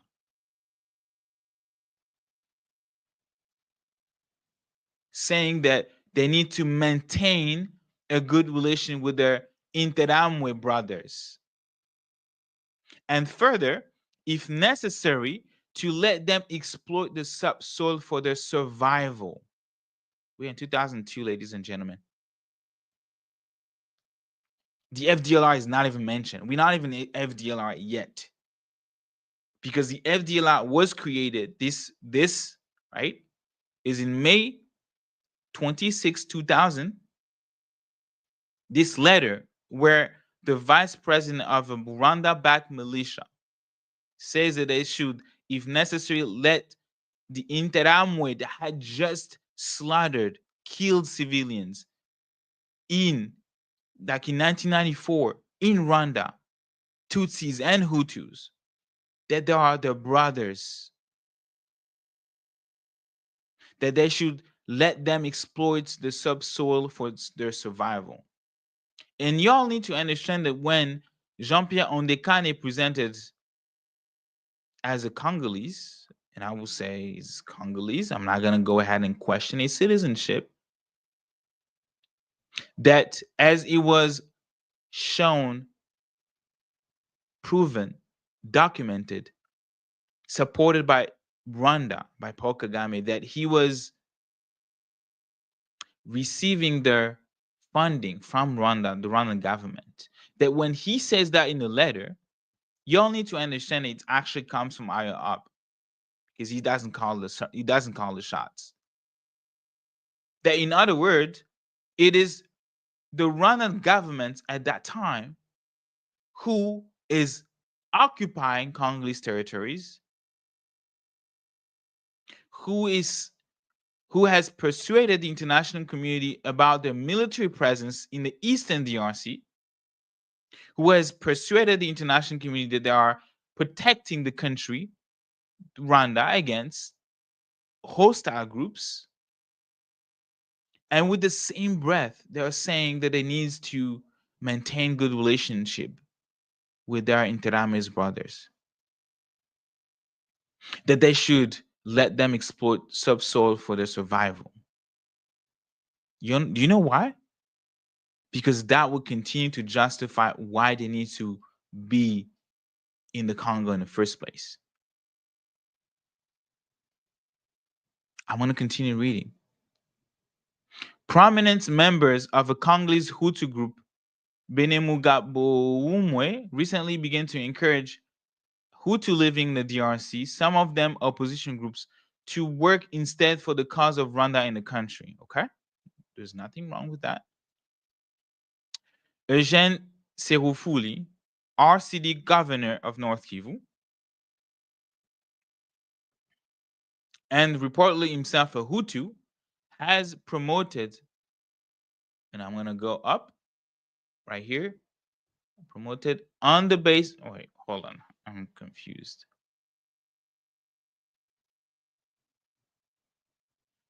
Has promoted, this is 67, 68, a 30-year-old Interahamwe combatant living in the area of Bukavu described the situation in an interview with a United Nations officer in early 2000. Am I reading this right?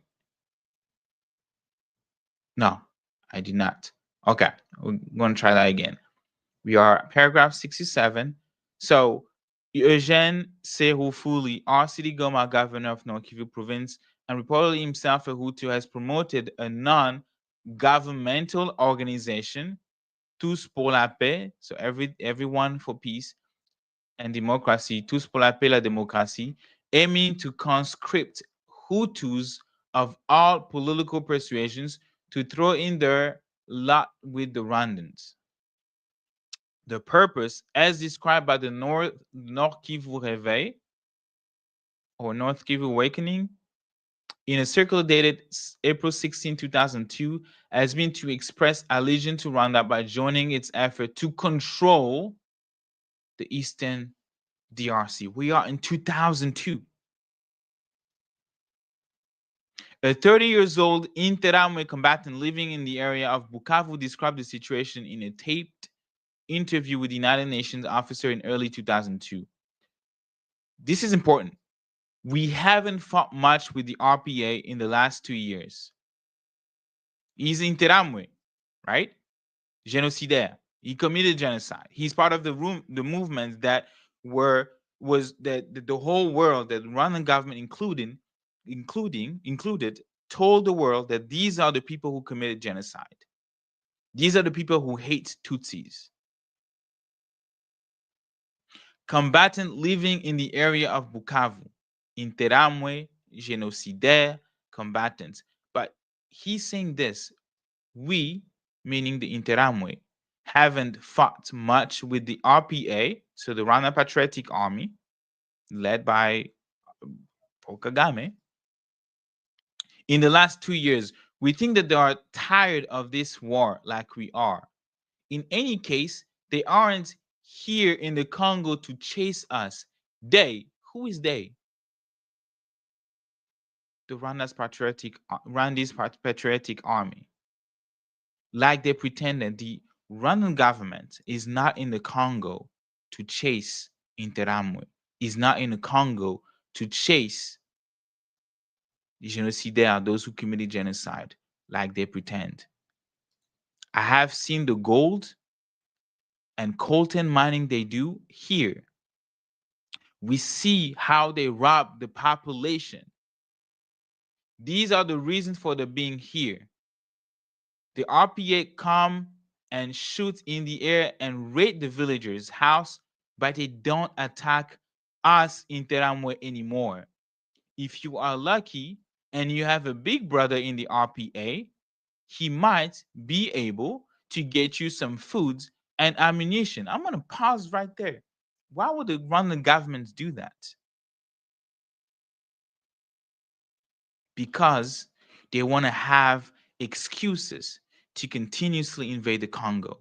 They want to have excuses to continue being in the Congo. They want to have excuses to continue loot the Congo. They want to have excuses to continue to relocate Congolese citizens out of the homes. They want to have excuses to cleanse locals, real Congolese, from the lands. They want to have excuses to rape women whose body have been used as a weapon of war, as a battlefield, to quote the 2018 Nobel Peace Prize, Dr. Mukwege. Paragraph 69, on the basis of its analysis of considerable documentation and oral testimony, the panel holds the view that the rationale of Rwanda presence, the rationale of Rwanda's presence is to increase the number of Rwandans in the Eastern DRC, to encourage those settled there to act in unison to support its exercise of economic control, period.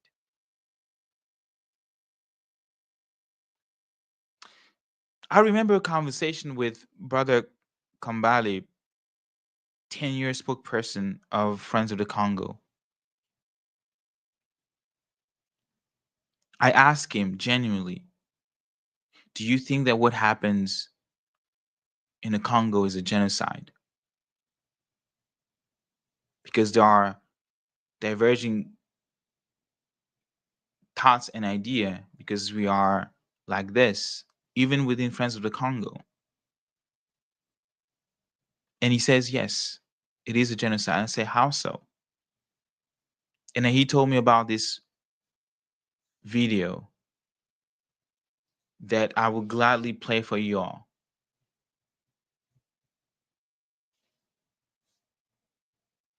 It's called, I don't even know how it's called, but I still have, I think, Friends of the Congo.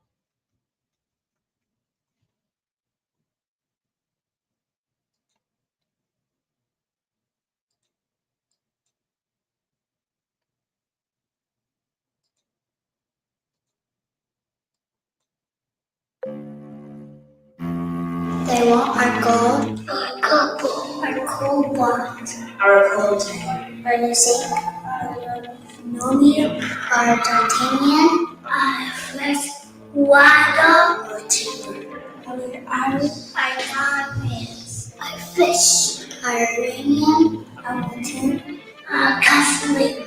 They want us for free. So they were taking and killing people, innocent people for it. Lying. Children, why me? But what did you do? Did I do? What did I do? What do I do? What did I do? What did I do? Since 1994, they are over 6 million. Those are dead in the Democratic Republic of Congo. Because of them, it's time to find out who they are.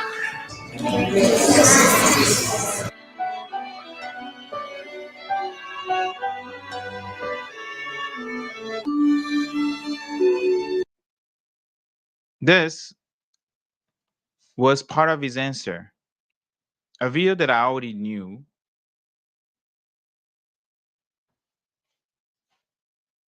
right? Because, like I mentioned, I encountered Friends of the Congo in 2013. That was the first video that I The second, actually, because the very first was the documentary Uncovering the Truth, Congo Crisis, Uncovering the Truth. And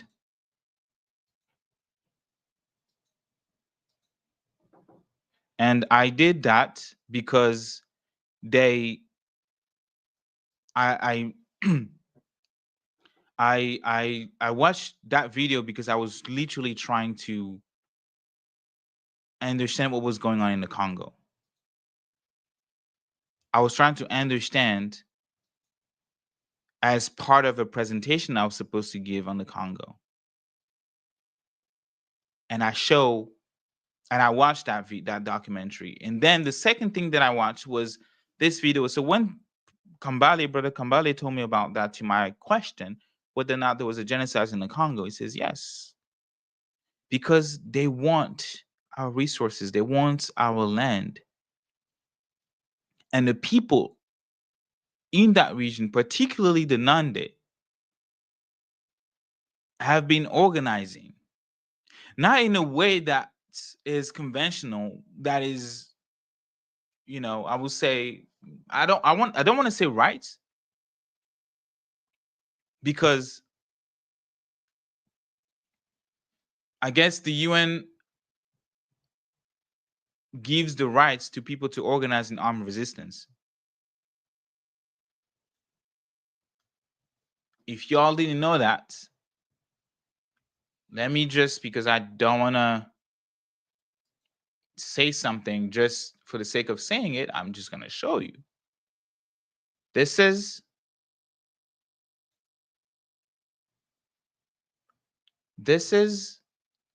the resolution 45/130.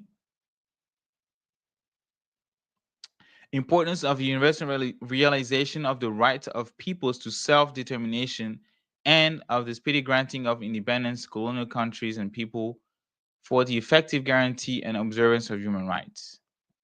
Am I reading the right thing? Let me see. It says rights of people to self-determination struggle by all available means. General Assembly resolution. Let me see.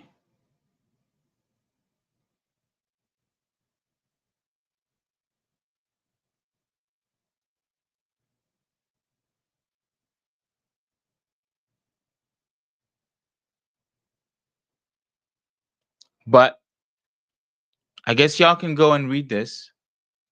By all available means. So you do have, right,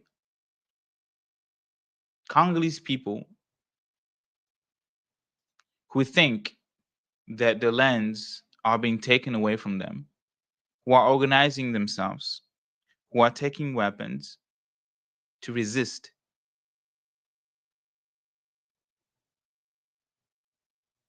To resist the occupation, to resist the invasion, to resist the ethnic cleansing. And that's why the Congo has become such a volatile place today. Because you have all these groups forming. And of course, in a no man's land like the Congo, in the area not controlled by the government, not controlled by any authority above,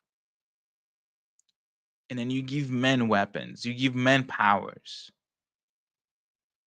In a place where there is the weak, in a place where there are women, where there are children, of course you're going to end up with abuses like we've seen, and I've described some of them. But this is the reason why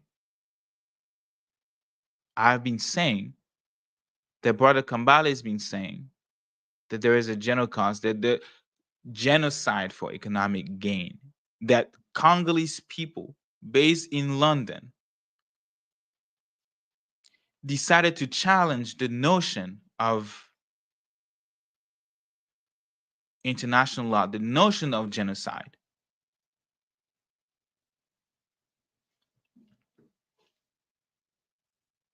Decided to challenge the idea that the Congolese people are being committed or are being involved in ethnic conflicts that they are not calling it for what it is. They're not calling it a genocide. And even the term genocide is limited. And let me see if I can find that video from Brother Sly Mido, Sylvestre Mido from Congolese Action Youth Platform.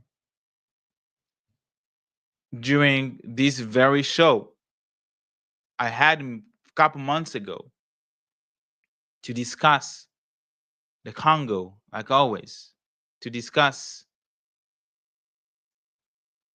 what he thought was the peace deal.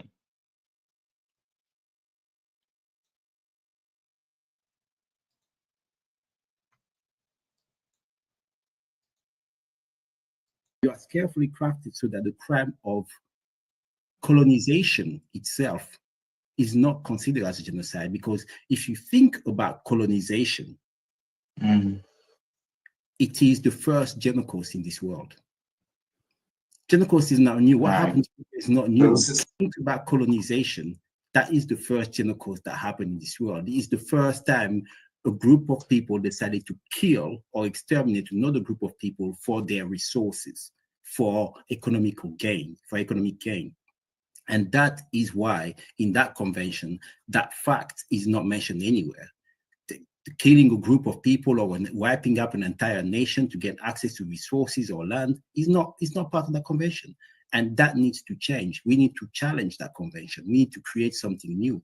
And why should we just let people in New York, in France, or in Belgium, or wherever dictate how or who get to be a criminal? Why do we get to dictate or to let people in other places tell us what we are experiencing? What the United Nations told us in this very important document, that the rationale for Rwanda's presence is to increase the numbers of Rwandan in the eastern DRC, to encourage those settled there to act in unison, to support its exercise of economic control. And from that point, you guys already understand that here we're not talking about just ethnic cleansing. We're also talking about the attack on civilians. We're also talking about the enrollment of children as soldiers. That's why Rwanda was inscribed for the past 2 years now as part of the Child Soldier Act, that the United States is not allowed to do military corporations, though there are still some sort of like loopholes, of course, loopholes. But the Rwanda government is right now on the Child Soldier Act list because it supports groups that are actively enrolling children in the army, actively taking children, giving them weapons to fight, enrolling them by force. That we also talk about actions to scare people because you want them to leave the area that you want to control because it's rich in minerals, and they don't want to leave by their own will. So you want to scare them. You want to rape the wife in front of you as the husband, as the brother, destroy families, shame the women, destroy the society to force them to leave. And 2025 has been very interesting because the way Rwanda has been operating, and we see that they are they change strategies because the war has been costing them a lot. Don't get me wrong, the Congolese people are the main victims in this. The International Rescue Committee said in 2007 in a report, and that was the very last time they had a study on the death toll in the DRC. 5.4 million people died between 1996 and 2003. 5.4 million. So trust me, I'm not forgetting the Congolese people. But I'm saying that the war also has cost a lot to Paul Kagame, cost a lot to the government of Rwanda, because they have to consistently work on their image. They consistently had to do some sort of like strategy to how they can appeal to the public as the country that works. And in this show, a couple months ago, with our executive director, Brother Maurice Carney, we talked about how the International Association of 10 and other mineral resources created to trace the supply chain was created specifically to lift that burden of portraying Rwanda as a plunder. Because in 2010, the mapping report is published. It leaked first in August, because they did not want, God forbid, you do not want Rwanda to be incriminated. Because if Rwanda is incriminated, you also incriminate the US, who supports Rwanda. You also incriminate France, who supports Rwanda. So you had to change what was being written.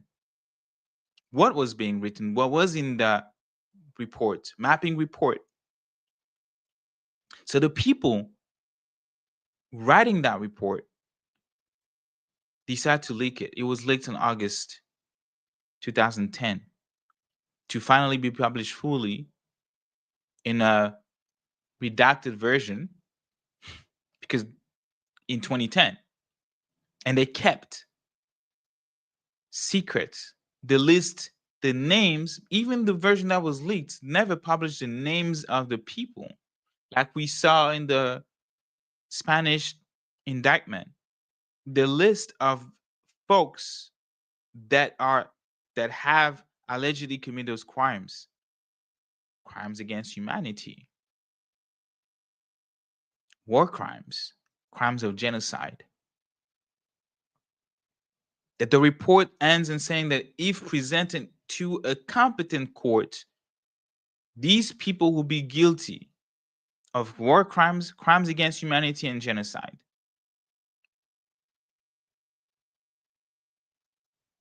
So that's the type of folks that people are resisting against. And then Rwandan government, like I mentioned, try to find new ways. And that they have been trying that not just right now. Right now, they have been, the situation has made it easier for them to even roll that out. Because, like I mentioned, it cost them to kill people. You can't, I mean, they've been doing that. They did it. Go into a refugee camp and kill folks. Go into villages, kill people, displace folks. They do that. But when they do that, it's not secret. It's reported. It's documented. So they need to find smart way to go about, like the UN reporting to the 2025 reports leaked again, right? That Rwanda is pursuing, or Paul Kagame, I would say, is going forward with annexing the Kivus that he's currently occupying. Because they tried 30 years war, people are organizing, resisting.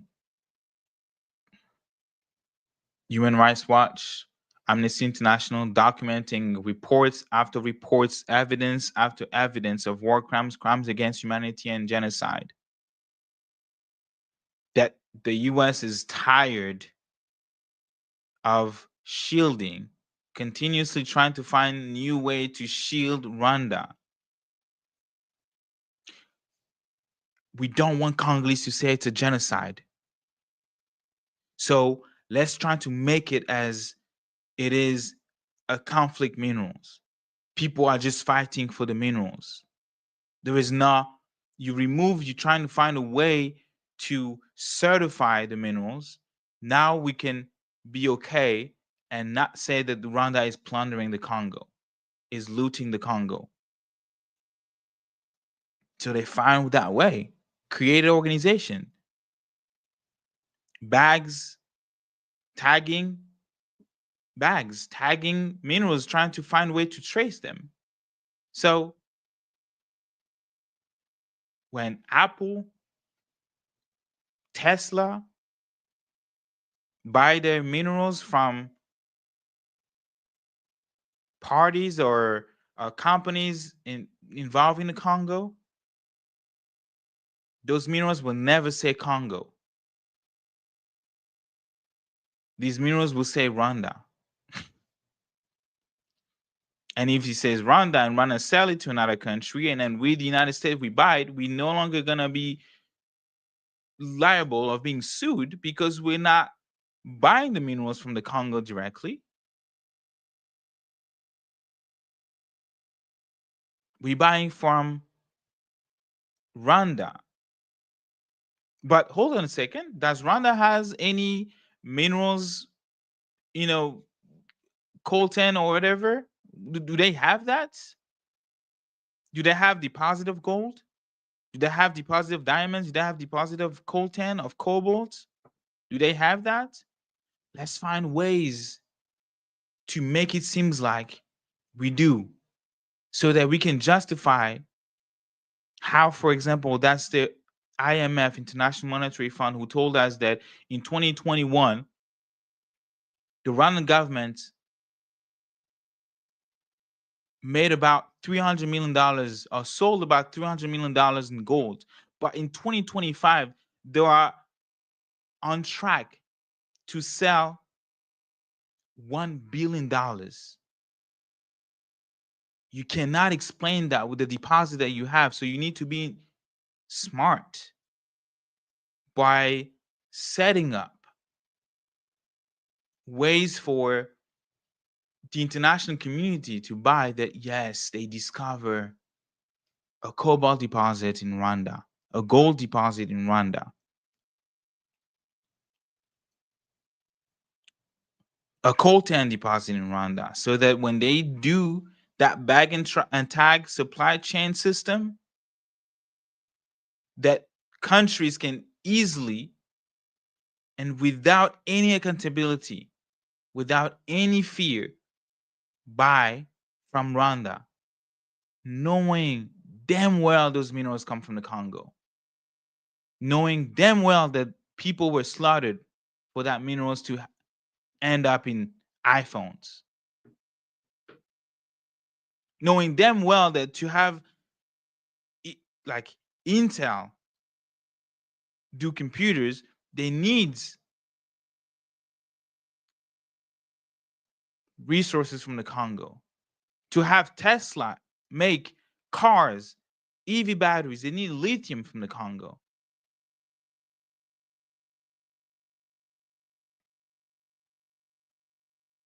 But you cannot do that, right? Because there are environmental laws, there are human rights laws.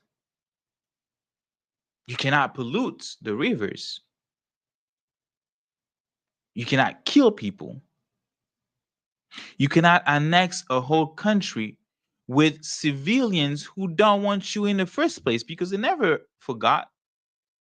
They never forgot that you killed their parents during the first invasion in 1996. They didn't forget that you killed the folks, the kin, in 1997. with the AFDL, Rwanda-backed militia that didn't forget that you killed the people. In 1998, with RCD, another Rwanda-backed militia that did not forget that you killed the people. With the Interahamwe that you called your brothers, that you said that you need to let them exploit, if necessary, to let them exploit the subsoil for the survival. The same Interahamwe that when they came in the Congo, having committed genocide in Rwanda, killed Congolese people. They didn't forget that.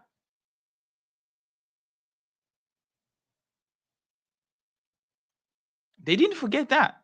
They didn't forget in 2006 when he created CNDP, another Rwanda-backed militia, that folks were slaughtered, were killed.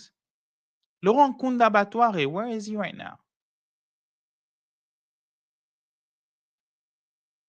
CNDP, another Rwanda-backed militia. They didn't forget that. They didn't forget that in 2009, when Bosco Tanganda overthrew Laurent Kunda, co-founded the M23 in 2009 or 2012, I believe, created the M23, kills people, civilians, refugees. Again, they didn't forget that. And when asked why he was creating havoc, when he was creating chaos, and he said there was no life, that's what Laurent Kunda were saying, that they are killing because there is nothing to protect. There is no life there. Bosco Tangana called Terminator. They didn't forget that. So even in a democratic world, just like I try to contextualize with the Hutu being the majority in Rwanda, and Paul Kagame knowing and not having the interest of the Rwandan people at heart, didn't care about a peace that could lead to a democracy, because if it's in a fair game, he will lose. So the same way, those Rwanda-backed militia, they know if it's in a fair game, they will lose democratically. Who would vote for somebody who killed your father, who killed your mom, who raped your mom, who took your brother and enrolled him in the army? Who would vote for that person? So they will never do that. So how do you still get to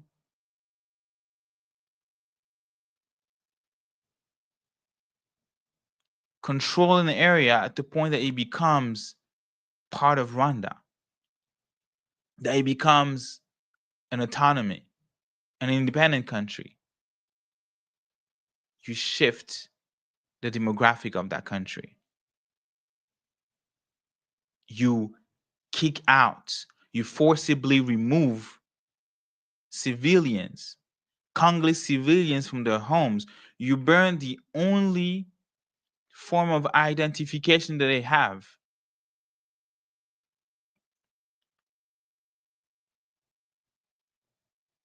Because you want to shift that demographic. Because you want to increase the numbers of Rwanda in Eastern DRC, and to encourage those settled there in unison to support its exercise of economic control. We are in 2002. I'm not even in 2025.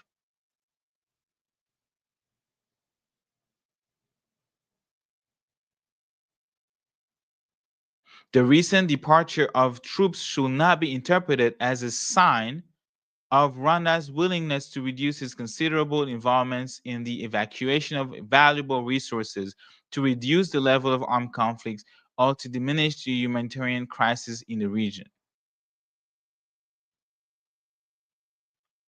Economic exploitation in its various forms will continue, relying on less conspicuous armed force and alternative strategies for carrying out the exploitative activities. Genocide, y'all. This is how you shift a demographic. This is how you reduce the population of the country, ethnic cleansing, genocide, and you increase the population of another one to justify why at the age of 18, when you're gonna have referendum, they would vote yes. And you're gonna be surprised and there was no resistance because you successfully was able to reduce who were going to be against Rwandan hegemony in the region, Paul Kagame's hegemony in the region. This is a 2002 report. Doesn't even talk about the FDLR yet, because that has been the plan from the get-go. Consider those that you said are mounting invasion against you. Those that you said are killing Tutsis. Those that you said are creating chaos in your country, in Rwanda. Those that you say are the reason why you have a defensive measure thousands of miles outside of your own borders, deep in other people's territory. That's the same people that you called brothers. The same people that you said you need to let them explore the subsoil for the survival, because the survival is a justification for you continuing to plunder as well, for you to continue to exploit as well.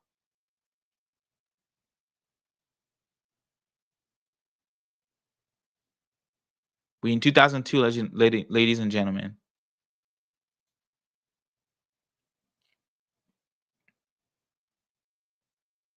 So we need to be really clear, right? That the FDLR, because now we're going to talk about the FDLR, eventually was actually created, and I saw I put a clip, created in the year 2000. Force démocratique pour la libération du Rwanda. Democratic Forces for the Liberation of Rwanda. Who is the stated mission? Because the mission is not like something created. It's stated that they want to overthrow Kagame, Paul Kagame, and liberate Rwanda. I don't want to dive into ideology and things they're accused of. Though I could deconstruct or arguments the fact that FDLR and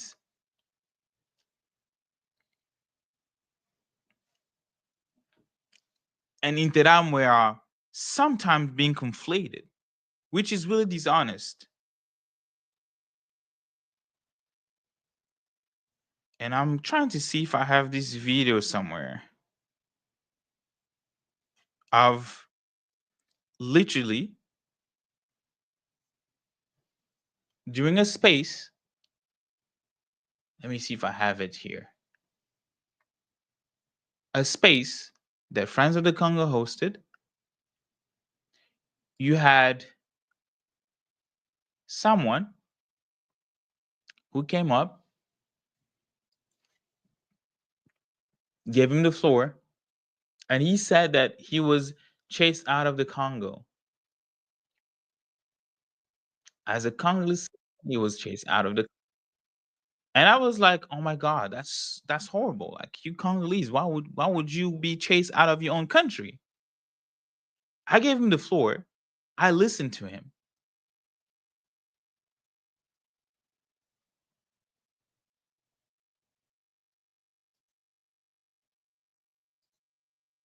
and I'll let you decide. You have the Yes. floor. Don't worry. Don't worry. You still have the floor. Just a follow-up question. You said that you got chased out in 1997. Is that correct? That is correct. Yes. You were chased out by who? I was chased by FDLR. Chased by FDLR. He was chased out of the Congo in 1997 by the FDLR. And I asked him to clarify. Let me put this again. You have the Yes. floor. Don't worry. Don't worry. You still have the floor. Just a follow-up question. You said that you got chased out in 1997. Is that correct? That is correct. Yes. You were chased out by who? I was chased by FDLR. Chased by FDLR. All right. Do you know that FDLR was created in 2002? No. I mean, they just changed the name by FDLR. Interahamwe, the perpetrators of the genocide. They just changed the name, but it was always there. So I'm talking about. I'm just using the current name that they have today. But by then they were still there. Interahamwe, Militia, that perpetrated the genocide and fell to DRC when RPA captured the Kigali and liberated the country. My brother. Why do you lie? That lie will live with you for the rest of your life. But so you said you respond to a direct question that you were chased out of the Congo by the FDLR when the FDLR did not exist until 2002. That's amazing. Keep going. Don't lie. This is the reason why we do what we do, right? Because we need to confront those people. We need to deconstruct those lies. Because why in 2025 we're gonna be told the same story over and over again, conflate FDLR Interahamwe, and I talked about it at the beginning. For those who are joining us, the Interahamwe that was armed and trained in the 90s by the president or the government of Rwanda, 1990, right? And in 1994, after what the Spanish court says that they believe Paul Kagame ordered that airplane to be shut down, that he knew that 2 head of states would be killed, that he knew that citizens of France and Spain would be killed, and he still ordered that plane to be shut down. That happened in 1994. And then obviously I corrected that in the video because I said 2002. It was actually in 2000 that the FDLR was created. But that's still what, 7 years? 10 years after the first Interahamwe were trained in 1990. 6 years after the genocide. And I show the UN report from 2002 that was not even talking about the FDLR. It was talking about the Interahamwe, right? So I don't know if y'all, I wish y'all could see that. Absolutely no mention of, let me just make sure. I want to make sure I don't want to say, I don't want to say things that are not true. Let me just make sure that we're talking about the same document. Yes, it is the same document. FDLR is not even mentioned. I just did a quick search. FDLR 2002, 2 years after the FDLR was actually created. This document was released on October 16, 2002. This document does not talk about FDLR. This document talks about the Interahamwe. In 2002, the same year that we had the Pretoria Accord. Pretoria is a city of South Africa during which, or where, Rwanda and Congo got together and signed a peace accord. Ah, this is amazing. What you learn by reading, by digging documents from the past. Because I ask, why do they keep using the same method over and over again? Because it works. It works because people don't read anymore. Let me see if I can share this one. Still in 2002.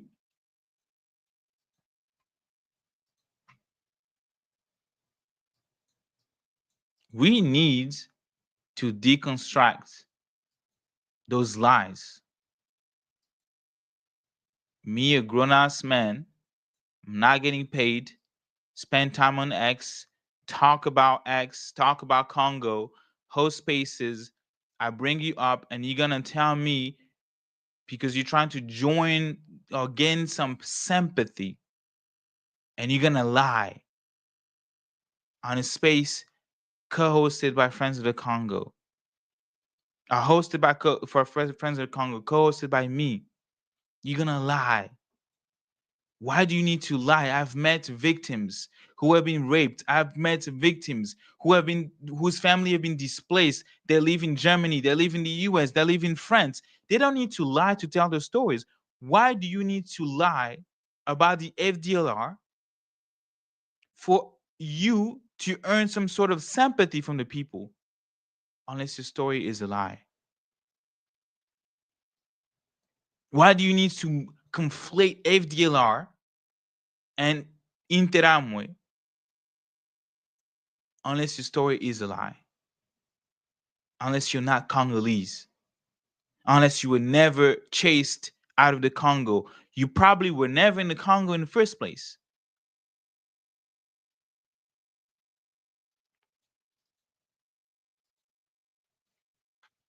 And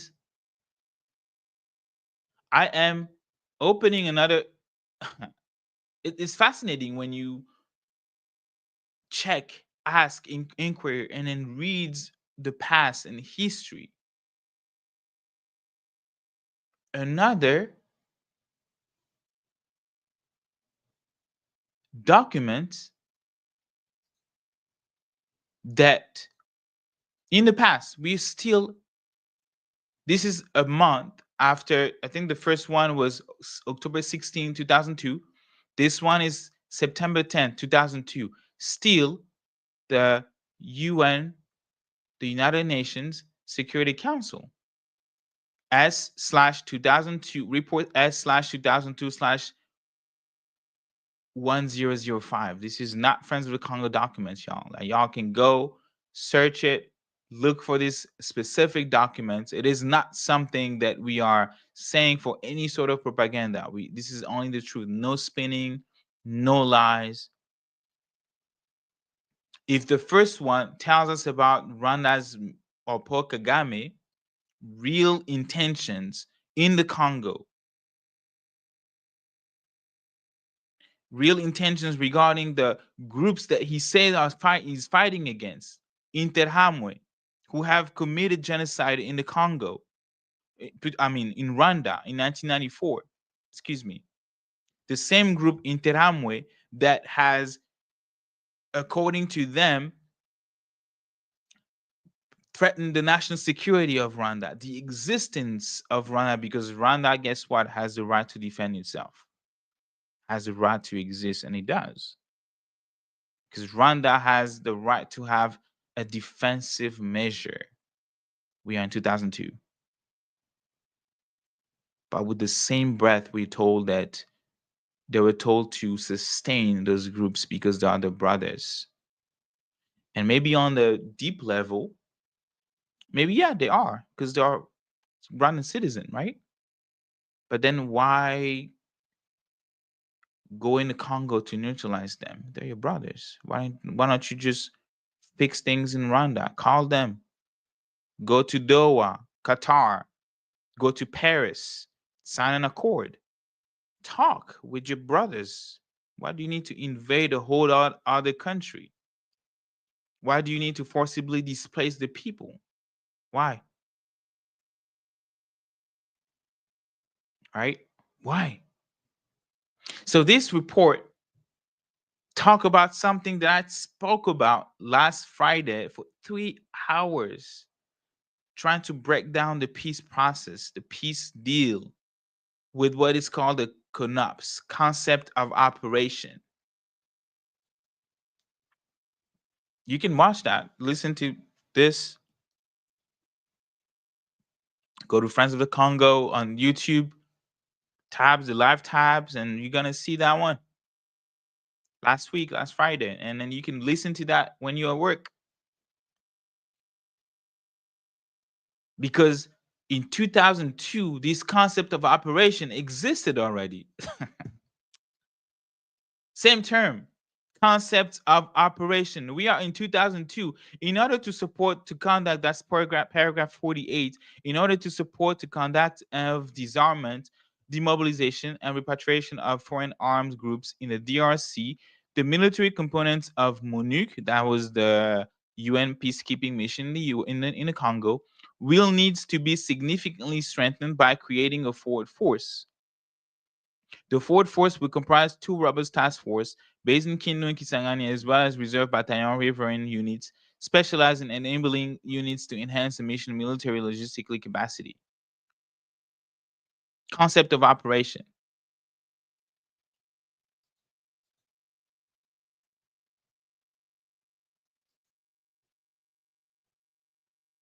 The current military deployment of MONUC comprises approximately of 640 military observers and 3,600 troops.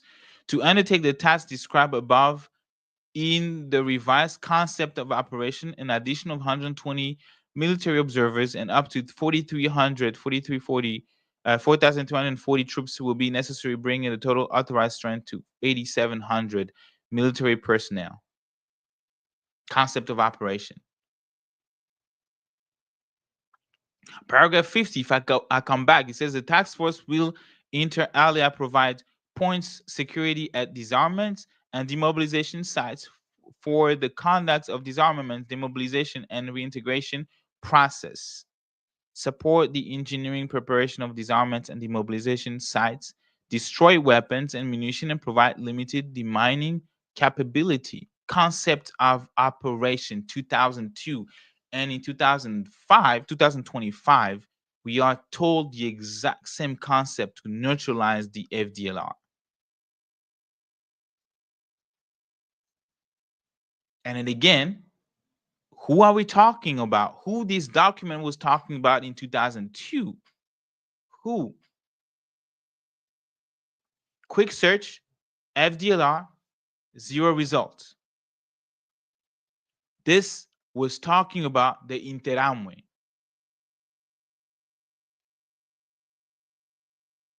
And you see that on the very first paragraph. Agreement between the government of the Democratic Republic of the Congo and the Republic of Rwanda on the withdrawal of Rwanda troops from the territory of the DRC and the dismantling of the ex-FAR and Interahamwe force in the DRC, signed in Pretoria on July 30th, 2002. Concept of operation here was to neutralize the Interahamwe. I cannot emphasize this enough, y'all. This is in 2002, 2 years after the creation of FDLR. So I ask now, honestly, when did the FDLR become a génocidaire? When? When did the FDLR? Because if the Interahamwe are the same group that committed genocide in Rwanda, and they are, it was documented, and in 2002, it talks about neutralizing the Interahamwe.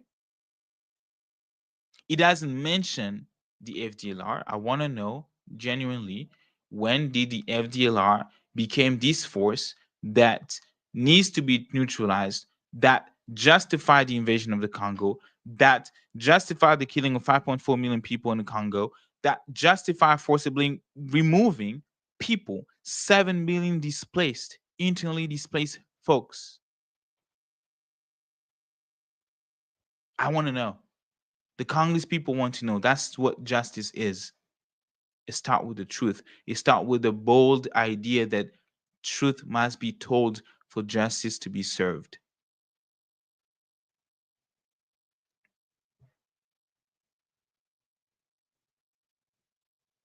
And I also want to be clear about the FDLR that, like, the FDLR were never unified, disciplined military threats. From the early 2000s, the UN group of experts, like I showed you, we in 2002, and there's still, after 2 reports that I read to you so far, that we examined, no mention of the FDLR. The UN group of experts have repeatedly stated that. Even James Kabarebe has said that the FDLR was not a threat. The UN group of experts stated that they operated more like bandits, not organized enough to create a national security threat to the Rwandan government.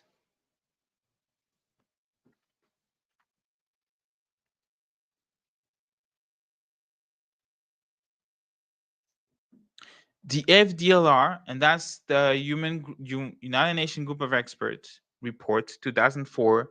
Not sure if I have it here. If I don't, that's okay. But I will give you the report. It's not here. It is the report S/2004/551. And he says that the FDLR have no current capacity to threaten the security of Rwanda. Their operations are primarily predatory and criminal in nature. End of quote.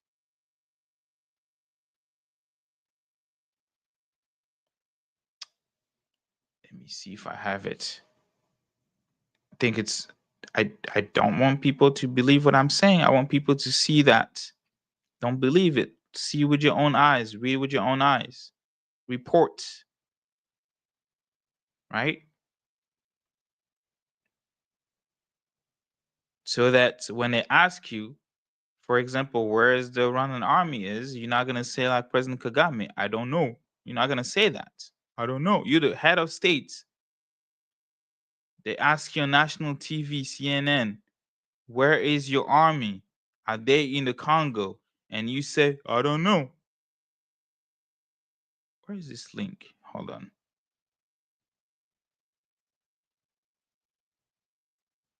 Okay. Find the link. Because, and that's the issue sometimes, guys. Life has made us so busy that we don't have time to read anymore. We don't have time to organize anymore. We don't have time to dig the truth anymore.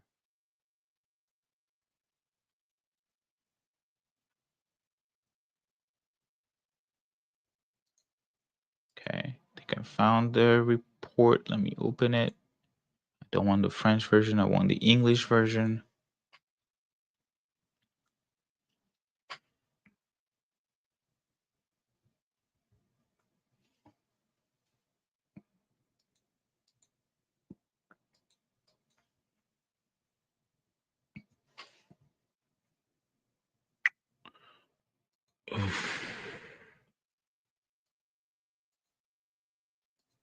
I am still looking for it, but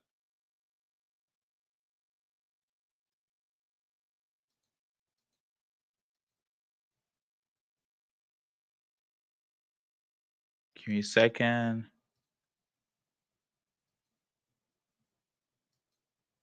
This is gold. When you are able to go and dive in the past and trying to figure out what was said before, right?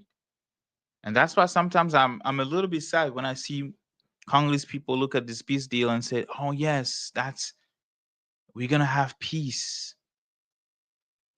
And I'm like, "Oh my God, only if you knew this is not this." But the Pretoria deal did not create any peace in the Congo in 2002. The peace deal between Habyarimana and APR signed in Arusha did not create peace in Rwanda. Why do you think this peace deal will create or will bring about peace in the Congo? What will bring about peace in the Congo is justice.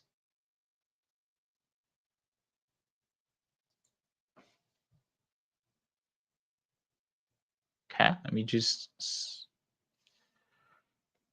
We're looking together.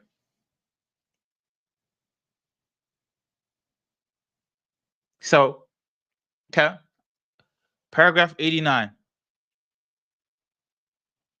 Enhanced communication and cooperation around such issue might ensure more successful disarmaments, demobilization, repatriation, and reintegration and resettlement programs, and would assuage suspicions regarding Rwanda's interaction with FDLR in the DRC. In 2004, they now start talking about FDLR because guess what? The Interahamwe, the International Tribunal Court, started trialing folks that were part of the Interahamwe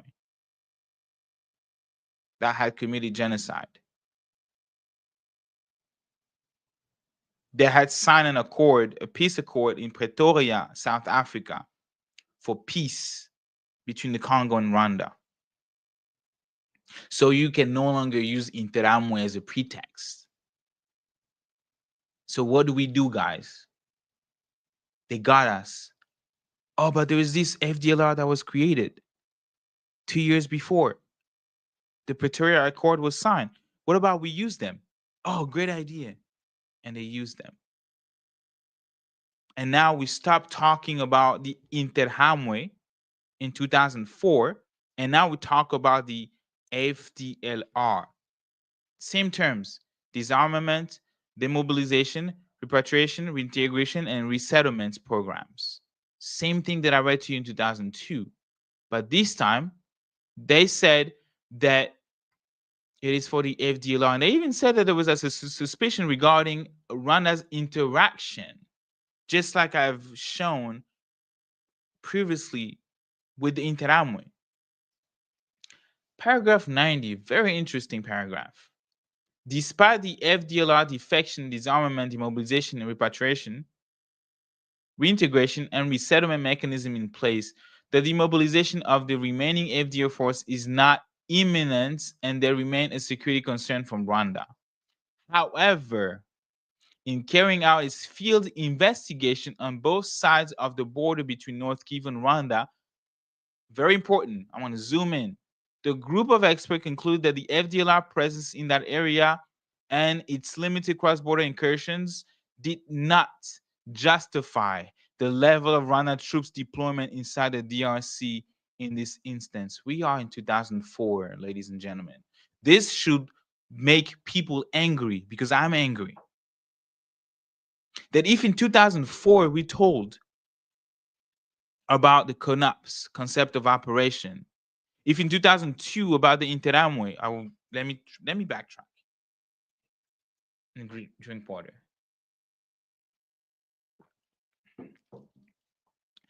If in 2002 we were told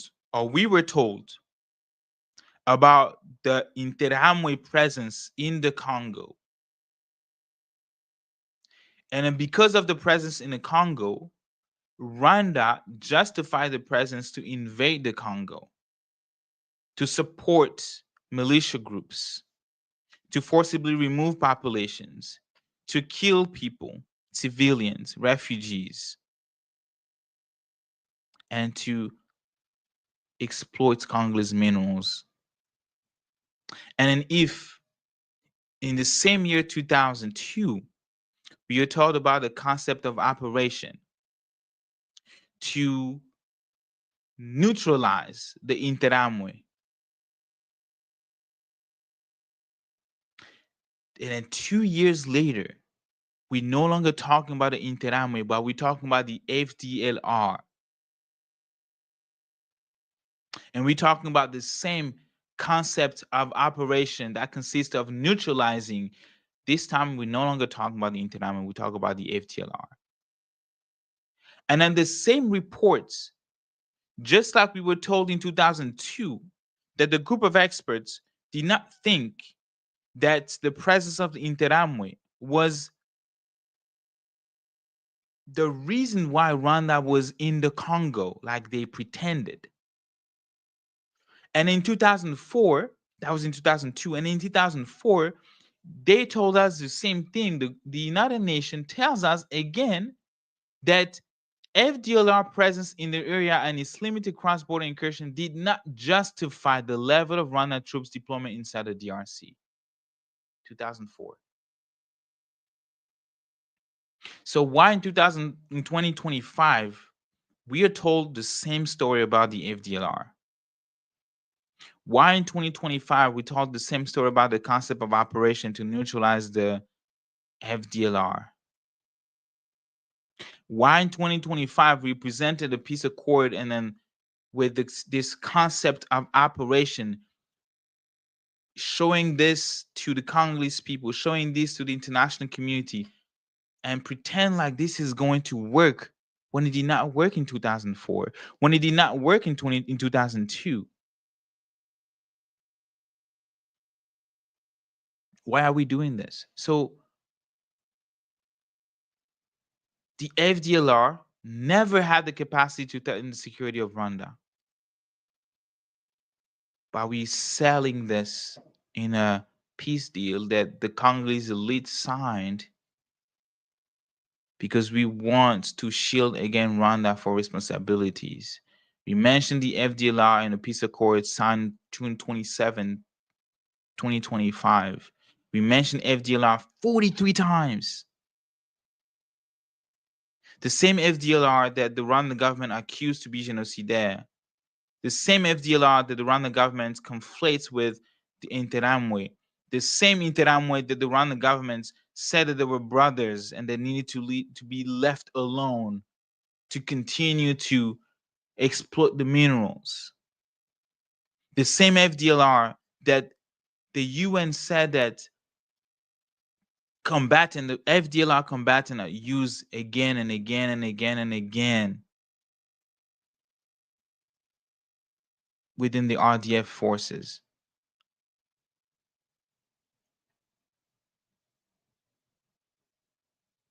So this is the reality of Congolese people. Something that seems to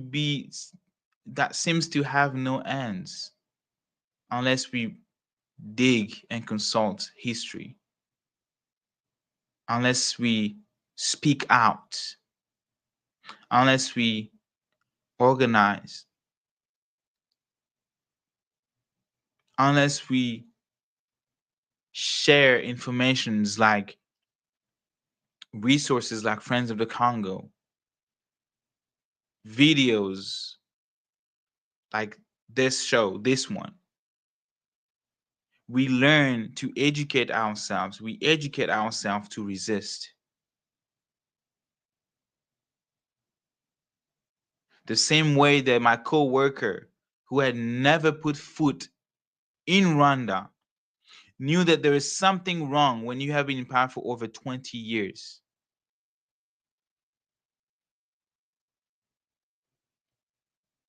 Who knows that there is something wrong when somehow you condone violence, you condone ethnic cleansing, you condone forcibly removing civilians, you condone enrolling children as soldiers, you condone unjust war.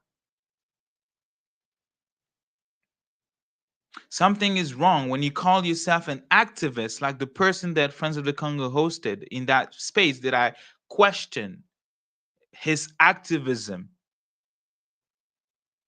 That as he became an activist, because as a Congolese, he was chased out of the Congo in 1997 by the FDLR. And I was able to debunk that right there. The same way we deconstruct the notions of those people that came within the M23, that came within the RCD, that came within the CNDP, that came within the Twirwaneho, that came within the AFDL, all being Rwanda-backed militias, pretending to be Congolese with a Congolese passport, and demanding to be integrated in a Congolese army. When we know damn well they have zero loyalty to the Congolese government, zero loyalty to the people of the Congo, zero loyalty to the soil that is Congo. So we need to arm ourselves with truth and knowledge, because they will always come to us. They will always come to you if you challenge them. Gaslight you, that like they tried to gaslight my coworker and say, you know what, you don't know anything. You have never been to Rwanda. Come to Rwanda, we will tell you. That reminds me of another country. You don't know what's going on. Come to Rwanda. We will make sure that our chauffeur give you a tour so that you can see. What is there to see that we don't already see on TV, that we don't already see and read in our own eyes? Documented report. And then when you start challenging them, then they go with ad hominem attacks. You are a genocidaire. You are a genocide denial. You don't like Tutsis because they have absolutely no argument. Or some of the crazy attacks that I've been victim of with somebody that I've never met on social media, not in person, never interacted. The very first time, their argument was that I eat people. I was like, wait, what? Can I find that tweet? I was like, wait, what? I eat people? Like, what? That doesn't make sense. And this is their lives. That's how they operate, y'all. When they don't have arguments, they will attack you.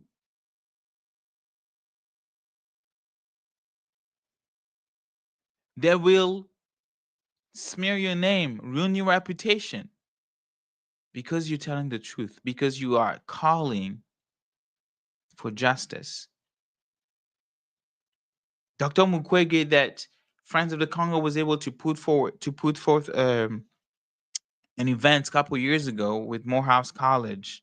I salute the people of Morehouse, the students, the professors.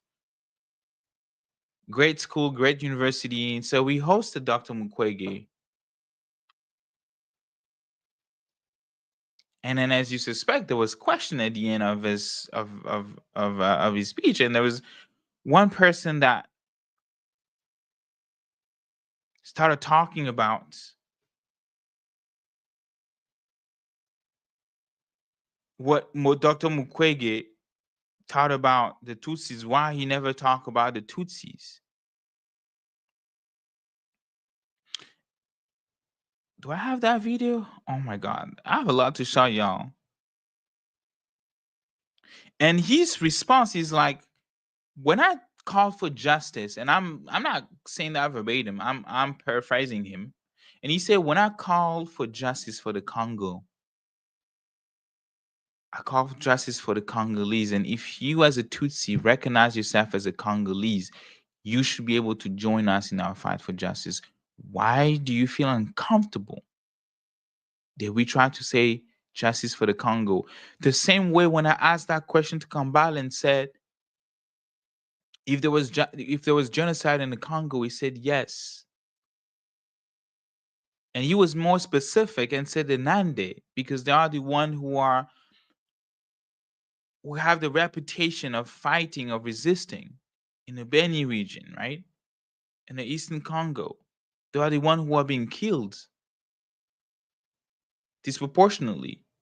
But with his call for justice, he doesn't say justice for Nande. He said justice for Congo, for Congolese.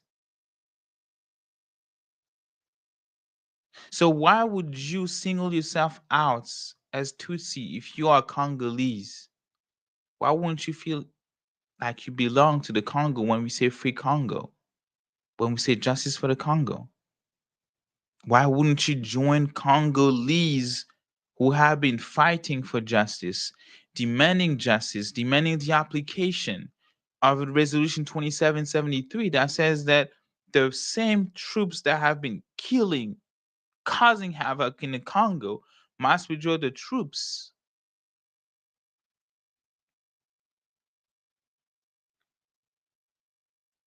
That the people who are responsible of war crimes should be arrested, no matter where they're from, whether they are within the Congolese loyalist government, whether they are from the M23, whether they are from Rwanda.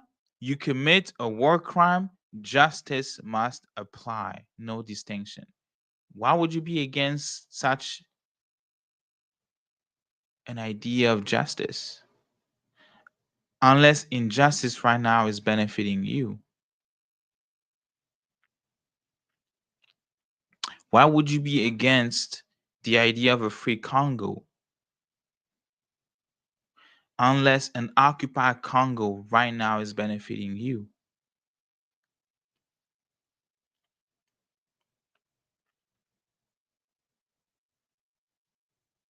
This is what we have to combat every single day, with the truth, with knowledge, with documentation, with reports. That's why I've said that we Congolese people, we have come. I think we were cursed from the get-go from being colonized by Belgium, y'all. Like, I don't know, man. We were late in the game. King Leopold II, person property of the king. We speak French. It was by design because French at that time was considered as a low language. They did not want us to learn Dutch, but they want us to learn a language they could understand and comprehend. Hence, why French in most Congolese school until today, you speak the native language, and you can ask Congolese people who that because I went to Congolese school as a Congolese nationals. It was forbidden to speak Lingala. You speak a native language, you can get in trouble, because that was the mindset of the colonizer at that time.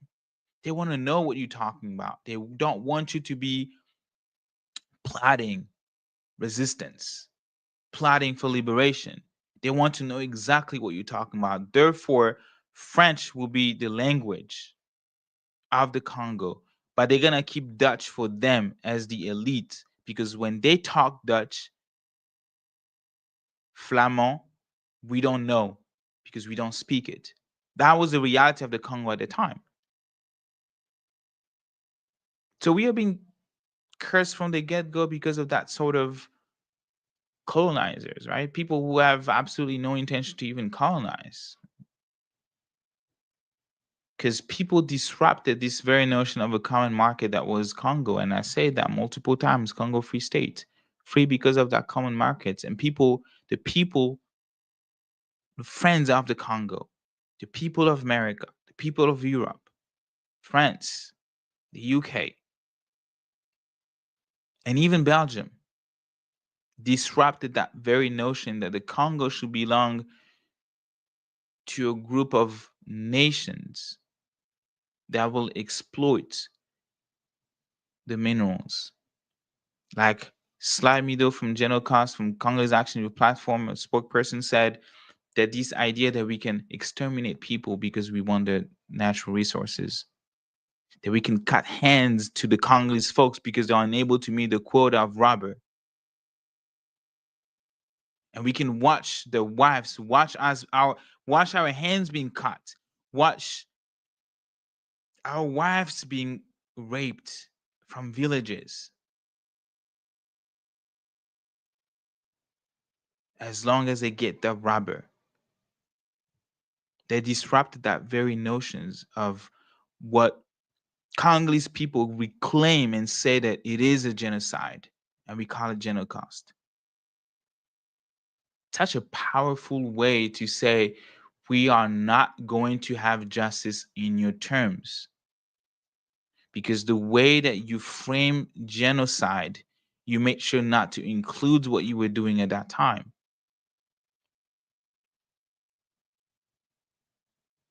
So the Congo needs to fight that narrative.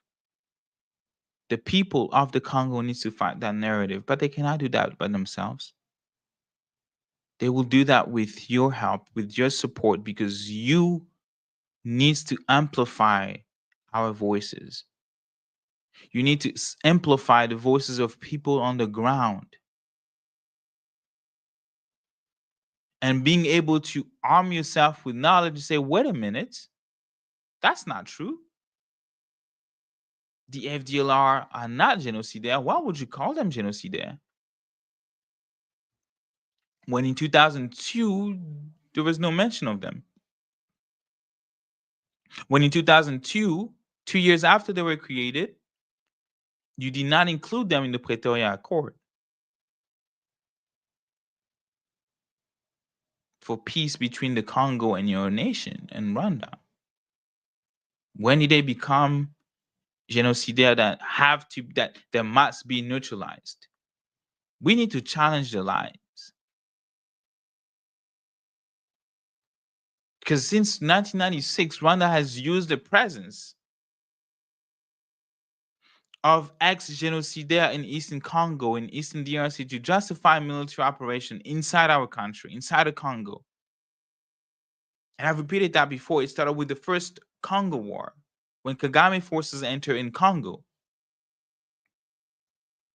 1996, as a pretense of neutralizing the genocidaire, we went over that. Mobutu got overthrown. Laurent Désiré Kabila was put to power, but Rwanda did not leave. Instead, they remained. And that's when the Congo War broke out in 1998.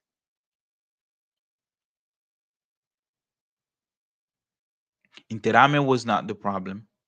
FDLR was not the problem. The problem was the government of Rwanda, the government of Paul Kagame.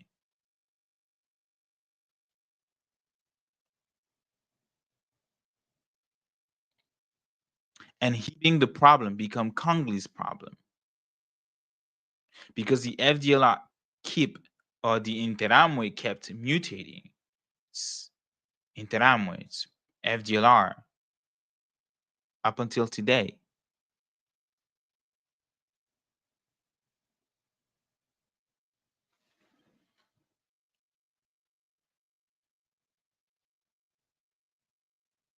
So, 1998, 2003, Rwanda occupied the vast part of the Eastern Congo, backed by groups, and I mentioned them, the RCD. What did they do there? They looted.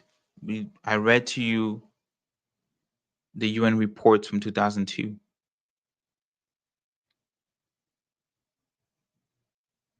In post-war, even after supposedly withdrawing, Rwanda continued to back armed groups such as CNDP.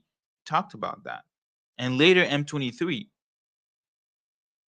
Another UN report at /2008/773, and I repeat, at /2008/773, Rwanda maintains de facto control over rebel faction in North Kivu, particularly CNDP, and facilitate the movement of minerals, end of quote.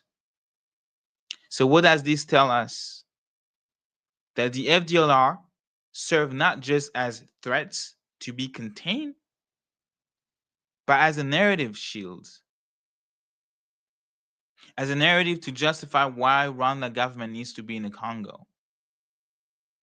While Kigali claimed to be fighting terrorists, they were building cross-border networks of extraction and control. That's why in 2025, the International Monitoring Fund said that the Rwanda government is on track to sell about $1 billion of gold, when in 2021 they only sold 300 million.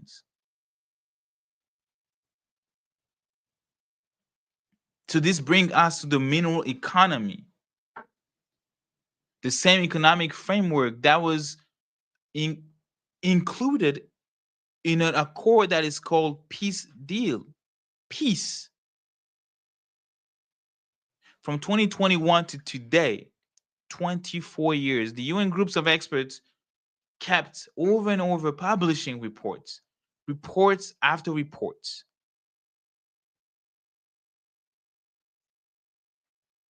Showing that Rwanda and all the proxy militias are deeply involved in the illicit trade of Congolese minerals. AFDL, RCD, CNDP, M23, Interahamwe,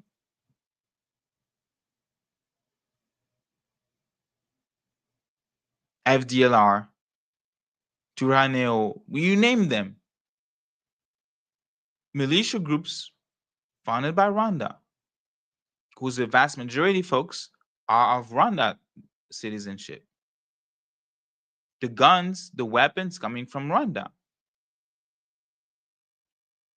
The people somehow, commanders somehow, fought alongside Paul Kagame, fought in Rwanda, trained in Rwanda by Rwandan government. So here's what they consistently show. All these reports from 2001 to today. One, that the FDLR do not control the richest mine zone. That those zones are controlled by Rwanda proxies like the CNDP and today the M23. Or, let's be honest and let's be frank, the RDF directly, the Rwanda Defense Force. Under the pretext of defense measures. Minerals are trafficked, and that's four, into Rwanda certified as Rwandan.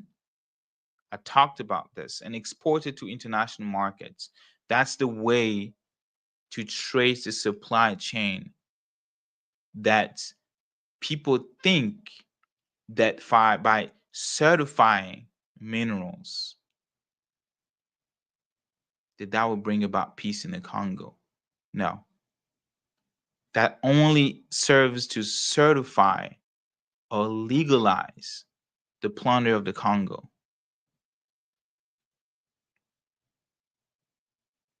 Another report for y'all. That one is S2010/596.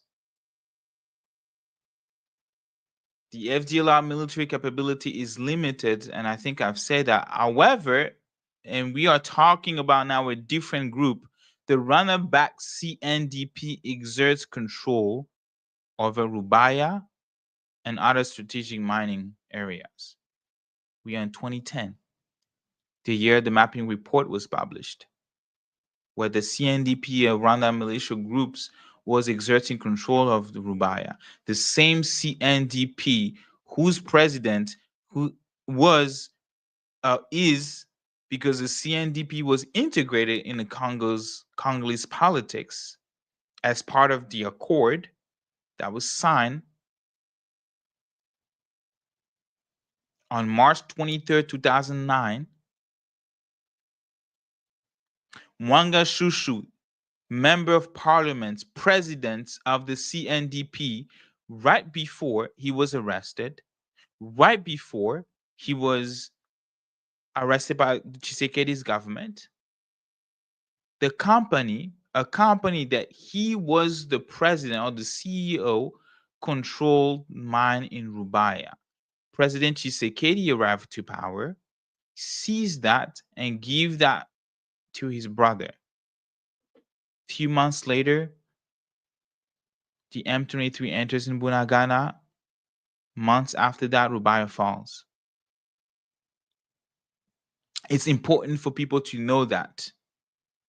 And Mwanga Shushu is in prison right now.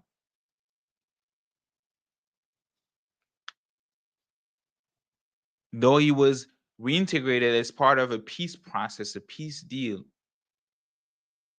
and the CNDP was able to become a political group. And as a reward, as a present, as a gift, the CNDP was given not just roles in the military, not just, obviously, the possibility to own mines of Rubaya, like he was giving to Mwanga Shushu, but that was still not enough. You still had folks within the CNDP decide to go against the CNDP because an accord was signed and it created the M23. So guess what will happen after the Douar and Qatar roll? Because we still don't want to think through this and apply justice. The M23, we end up dying.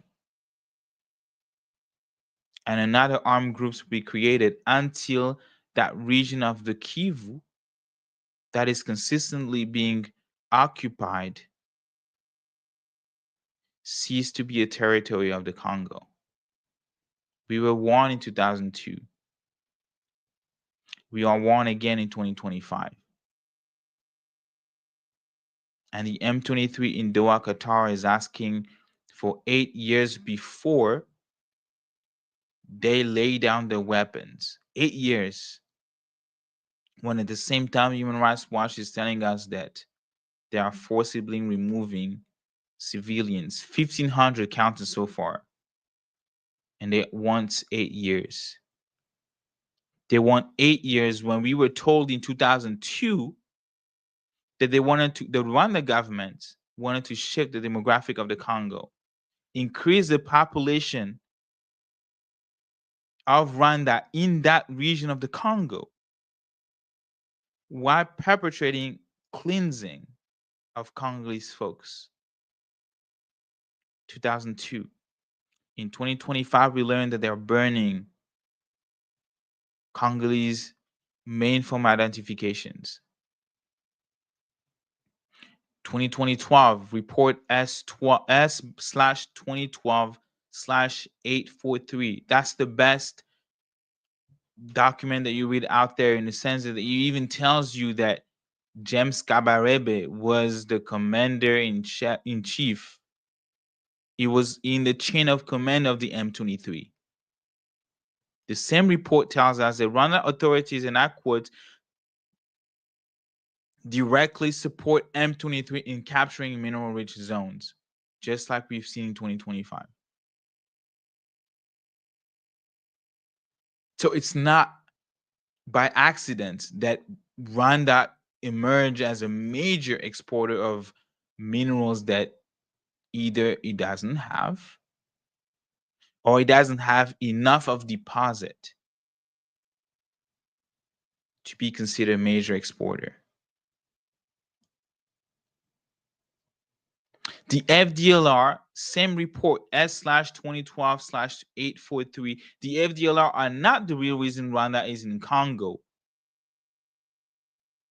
There are minerals. The minerals are the reason. Just like I read to you in 2002. And it's very important for us to continue to say that, because they use the same strategy over and over and over again until someone will call the bullshit until the world will wake up, until Congolese will finally organize and resist.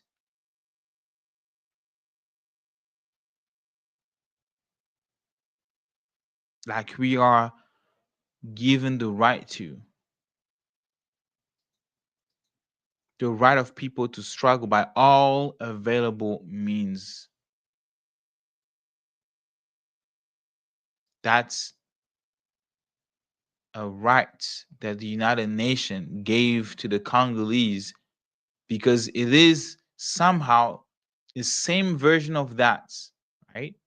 Struggle by all available means, self-determination / struggle by all available means. You find the same version or a tweaked version of that in almost every single constitution of nations. The US has that within the Second Amendment with the arm to bear arms, the rights to bear arms. The Congolese people have that right in Article 64 because people have that right to fight, to resist, because that's how they are going to continue to exist.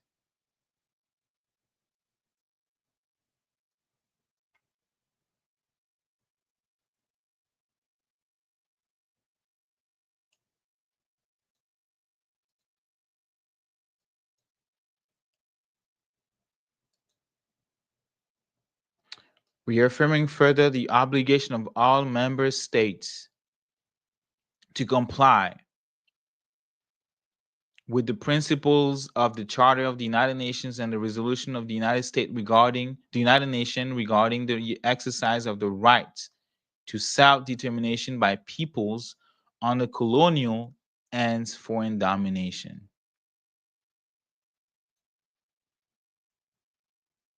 So this narrative of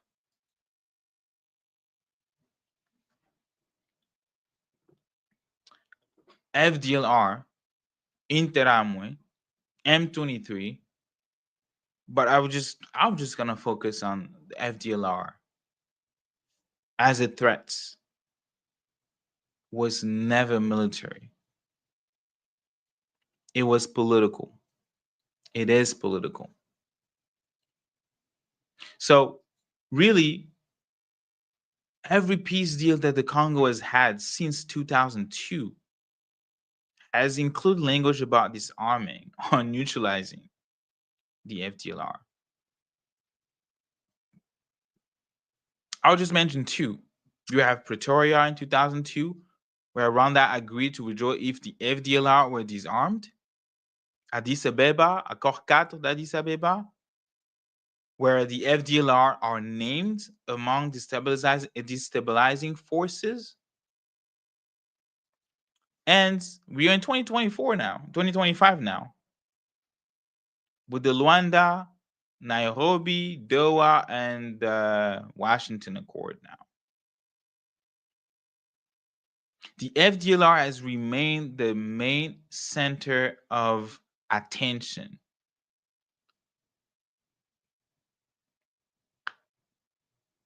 The 2025 Washington Accord, I mentioned that. FDLR mentioned 43 times.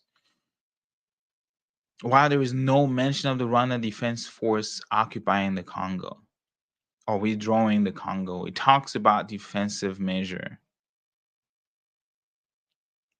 It's like we trading smoke while letting the fire burn, right? Never trying to address the root cause of the issue, which is Paul Kagame's consistent violation of international law. So this narrative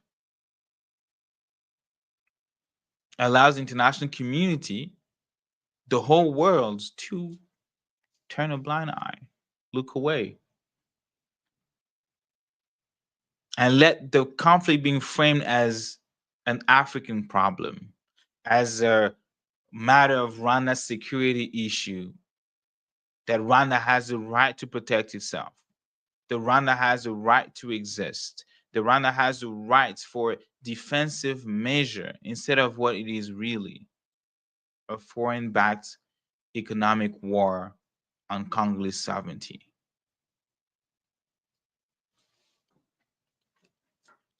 That's what it is, really.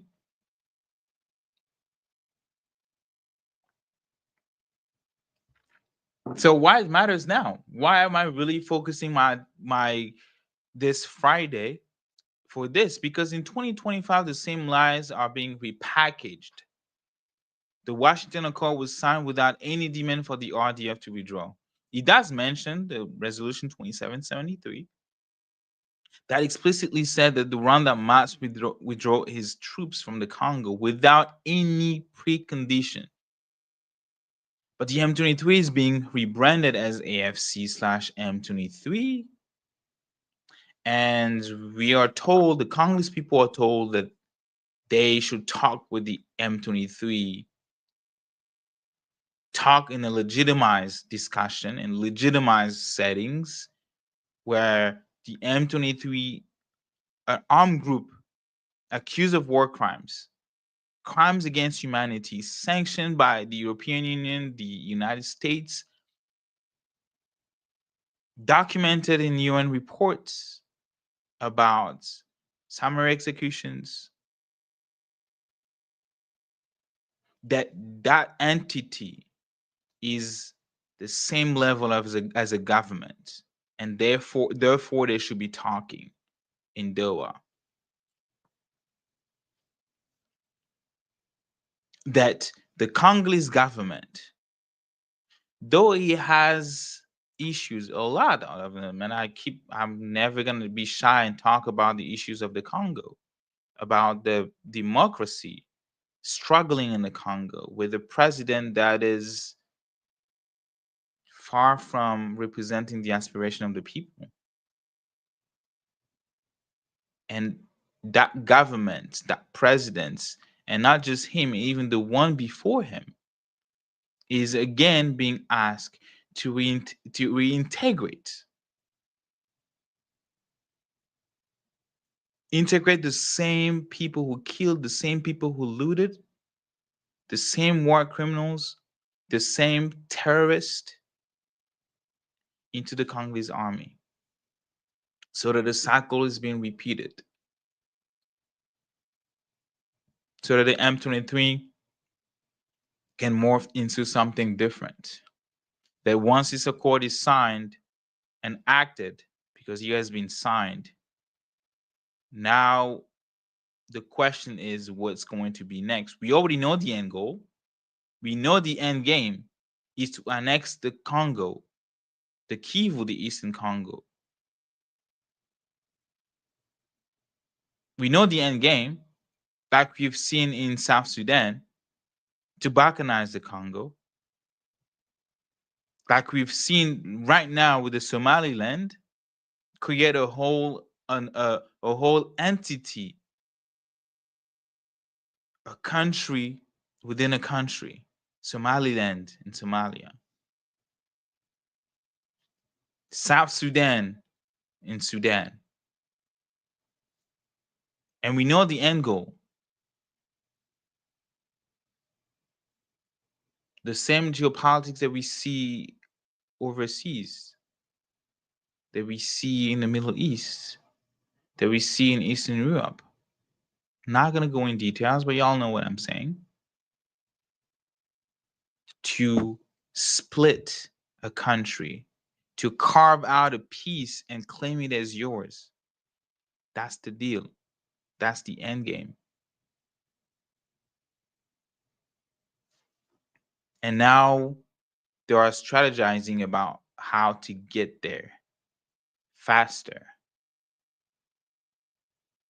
in a more subtle way, or a sneaky way, less cost, in a most cost efficient way. The Rwanda is now trapped and asked not to support any armed groups. We've seen Rwanda violate deals before, how are they going to operate this time? That's when we see M23 operating as a country, a government within a government, dealing with Uganda, who has opened its borders, and now deal with the M23 as if M23 is a country. M23 having salaries and pledging to pay and offer security to miners in the Rubaya mine and increase how much they make, pledge to improve the life, the life, the condition of life, right? Because that's what the government does. Exploit the minerals, profit it, recruit soldiers into their army, even if it means doing it by force, but recruits, and then use the money generated from the exploitation of the mineral resources so that Rwanda doesn't have to be involved anymore. Meanwhile, Congolese civilians are being displaced. Meanwhile, Congolese civilians are being raped. Meanwhile, Congolese civilians are being killed, and the only solution on the table offered in this Washington Accord was to neutralize the FDLR.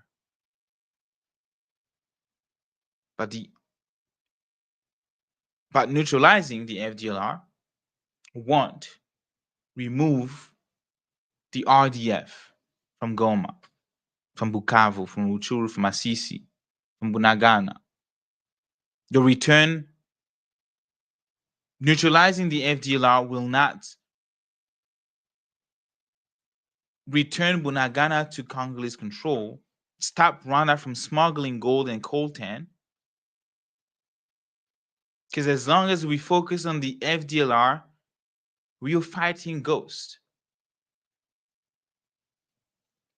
As long as accord presented to Congolese people focus on the FDLR, we are fighting a ghost, while the real enemy signs deals in Washington and moves with minerals in Kigali, because that's what we find in this new accord. Cobalt metals just issue a statement, and we know that the lithium that they're gonna exploit or extract from the Congo will be transformed in Rwanda. We know that because they announced it. And I know it's been a long evening, and I apologize. I went on a rant, but the truth had to be said.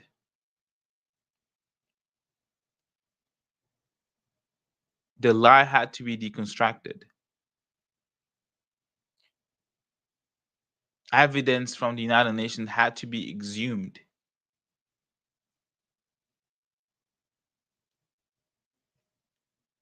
So, as I'm closing right now, because I'm hungry, it's 6:42 here, I'm hungry. And I know it's 10 p.m. Eastern time. Not sure if folks following us or watching us from in Europe, and if there are, kudos to you guys. Appreciate the support.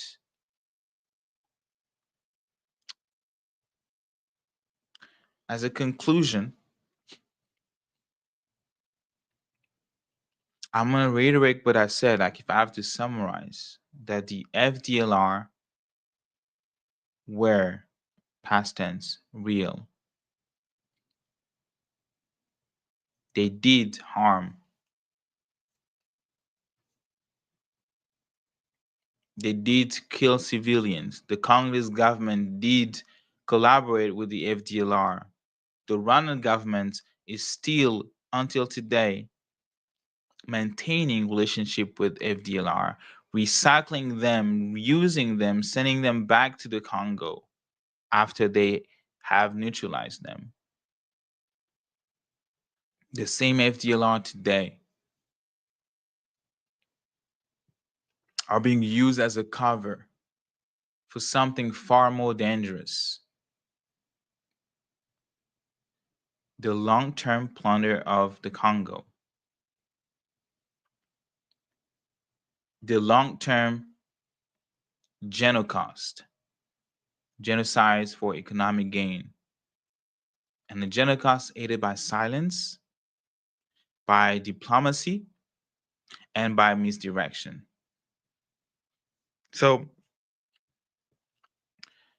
this story, the Accord, is not just about peace. It's about minerals. The story is not just about security. It's about sovereignty. The story is about justice. And until justice is truly felt by the Congolese in Goma, until justice is felt by the Congolese in Goma, until that justice is felt by the Congolese in Bukavu, until that justice is felt by the Congolese in Kinshasa, Mbandaka, Lualaba,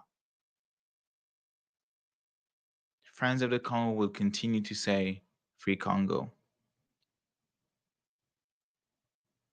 Friends of the Congo will continue to challenge that narrative. Because Congo must be free.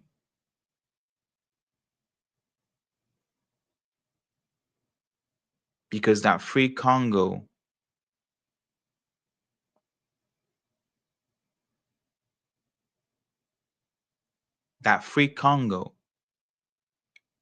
the story of that free Congo, that story of the mamas in the front lines, resisting,